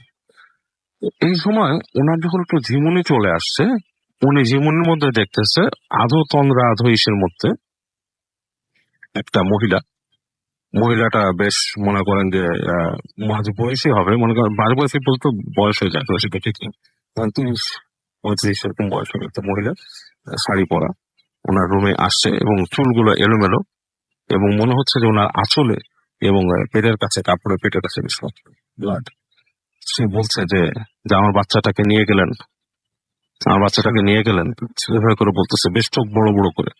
এবং উনি এটা থেকে না, ওনার মনে হচ্ছে যে ওনার দরজা দিয়ে ঢুকছে, উনি ধর্মর করে উঠে বসছেন, উঠে তাকায় দেখে কেউ নেই রুমের ভেতরে, রুমটা পুরা মানে নর্মাল। তো উনি জিনিসটার এতই রিয়েলিস্টিক লাগছে, এতটাই ভয় পাইছে, উনি ওই রুমের মধ্যে থাকতেই পারেন না, উনি হেঁটে নিচে চলে আসেন। এসে যে উনি ওনার পেশেন্টদের একটু খবর নেন, বলে যে সব ঠিক আছে। উনি নিচে এসে দারোয়ানকে বলেন যে তোমাদের এখানে কি সমস্যাটা কি? বলে কেন স্যার, কি হয়েছে? বলে যে না, আমি এখানে এরকম 2টা ছোটখাটো ব্যাপার হয়েছে, আমার কাছে জিনিসটা একটু অ্যাবনর্মাল লাগতেছে।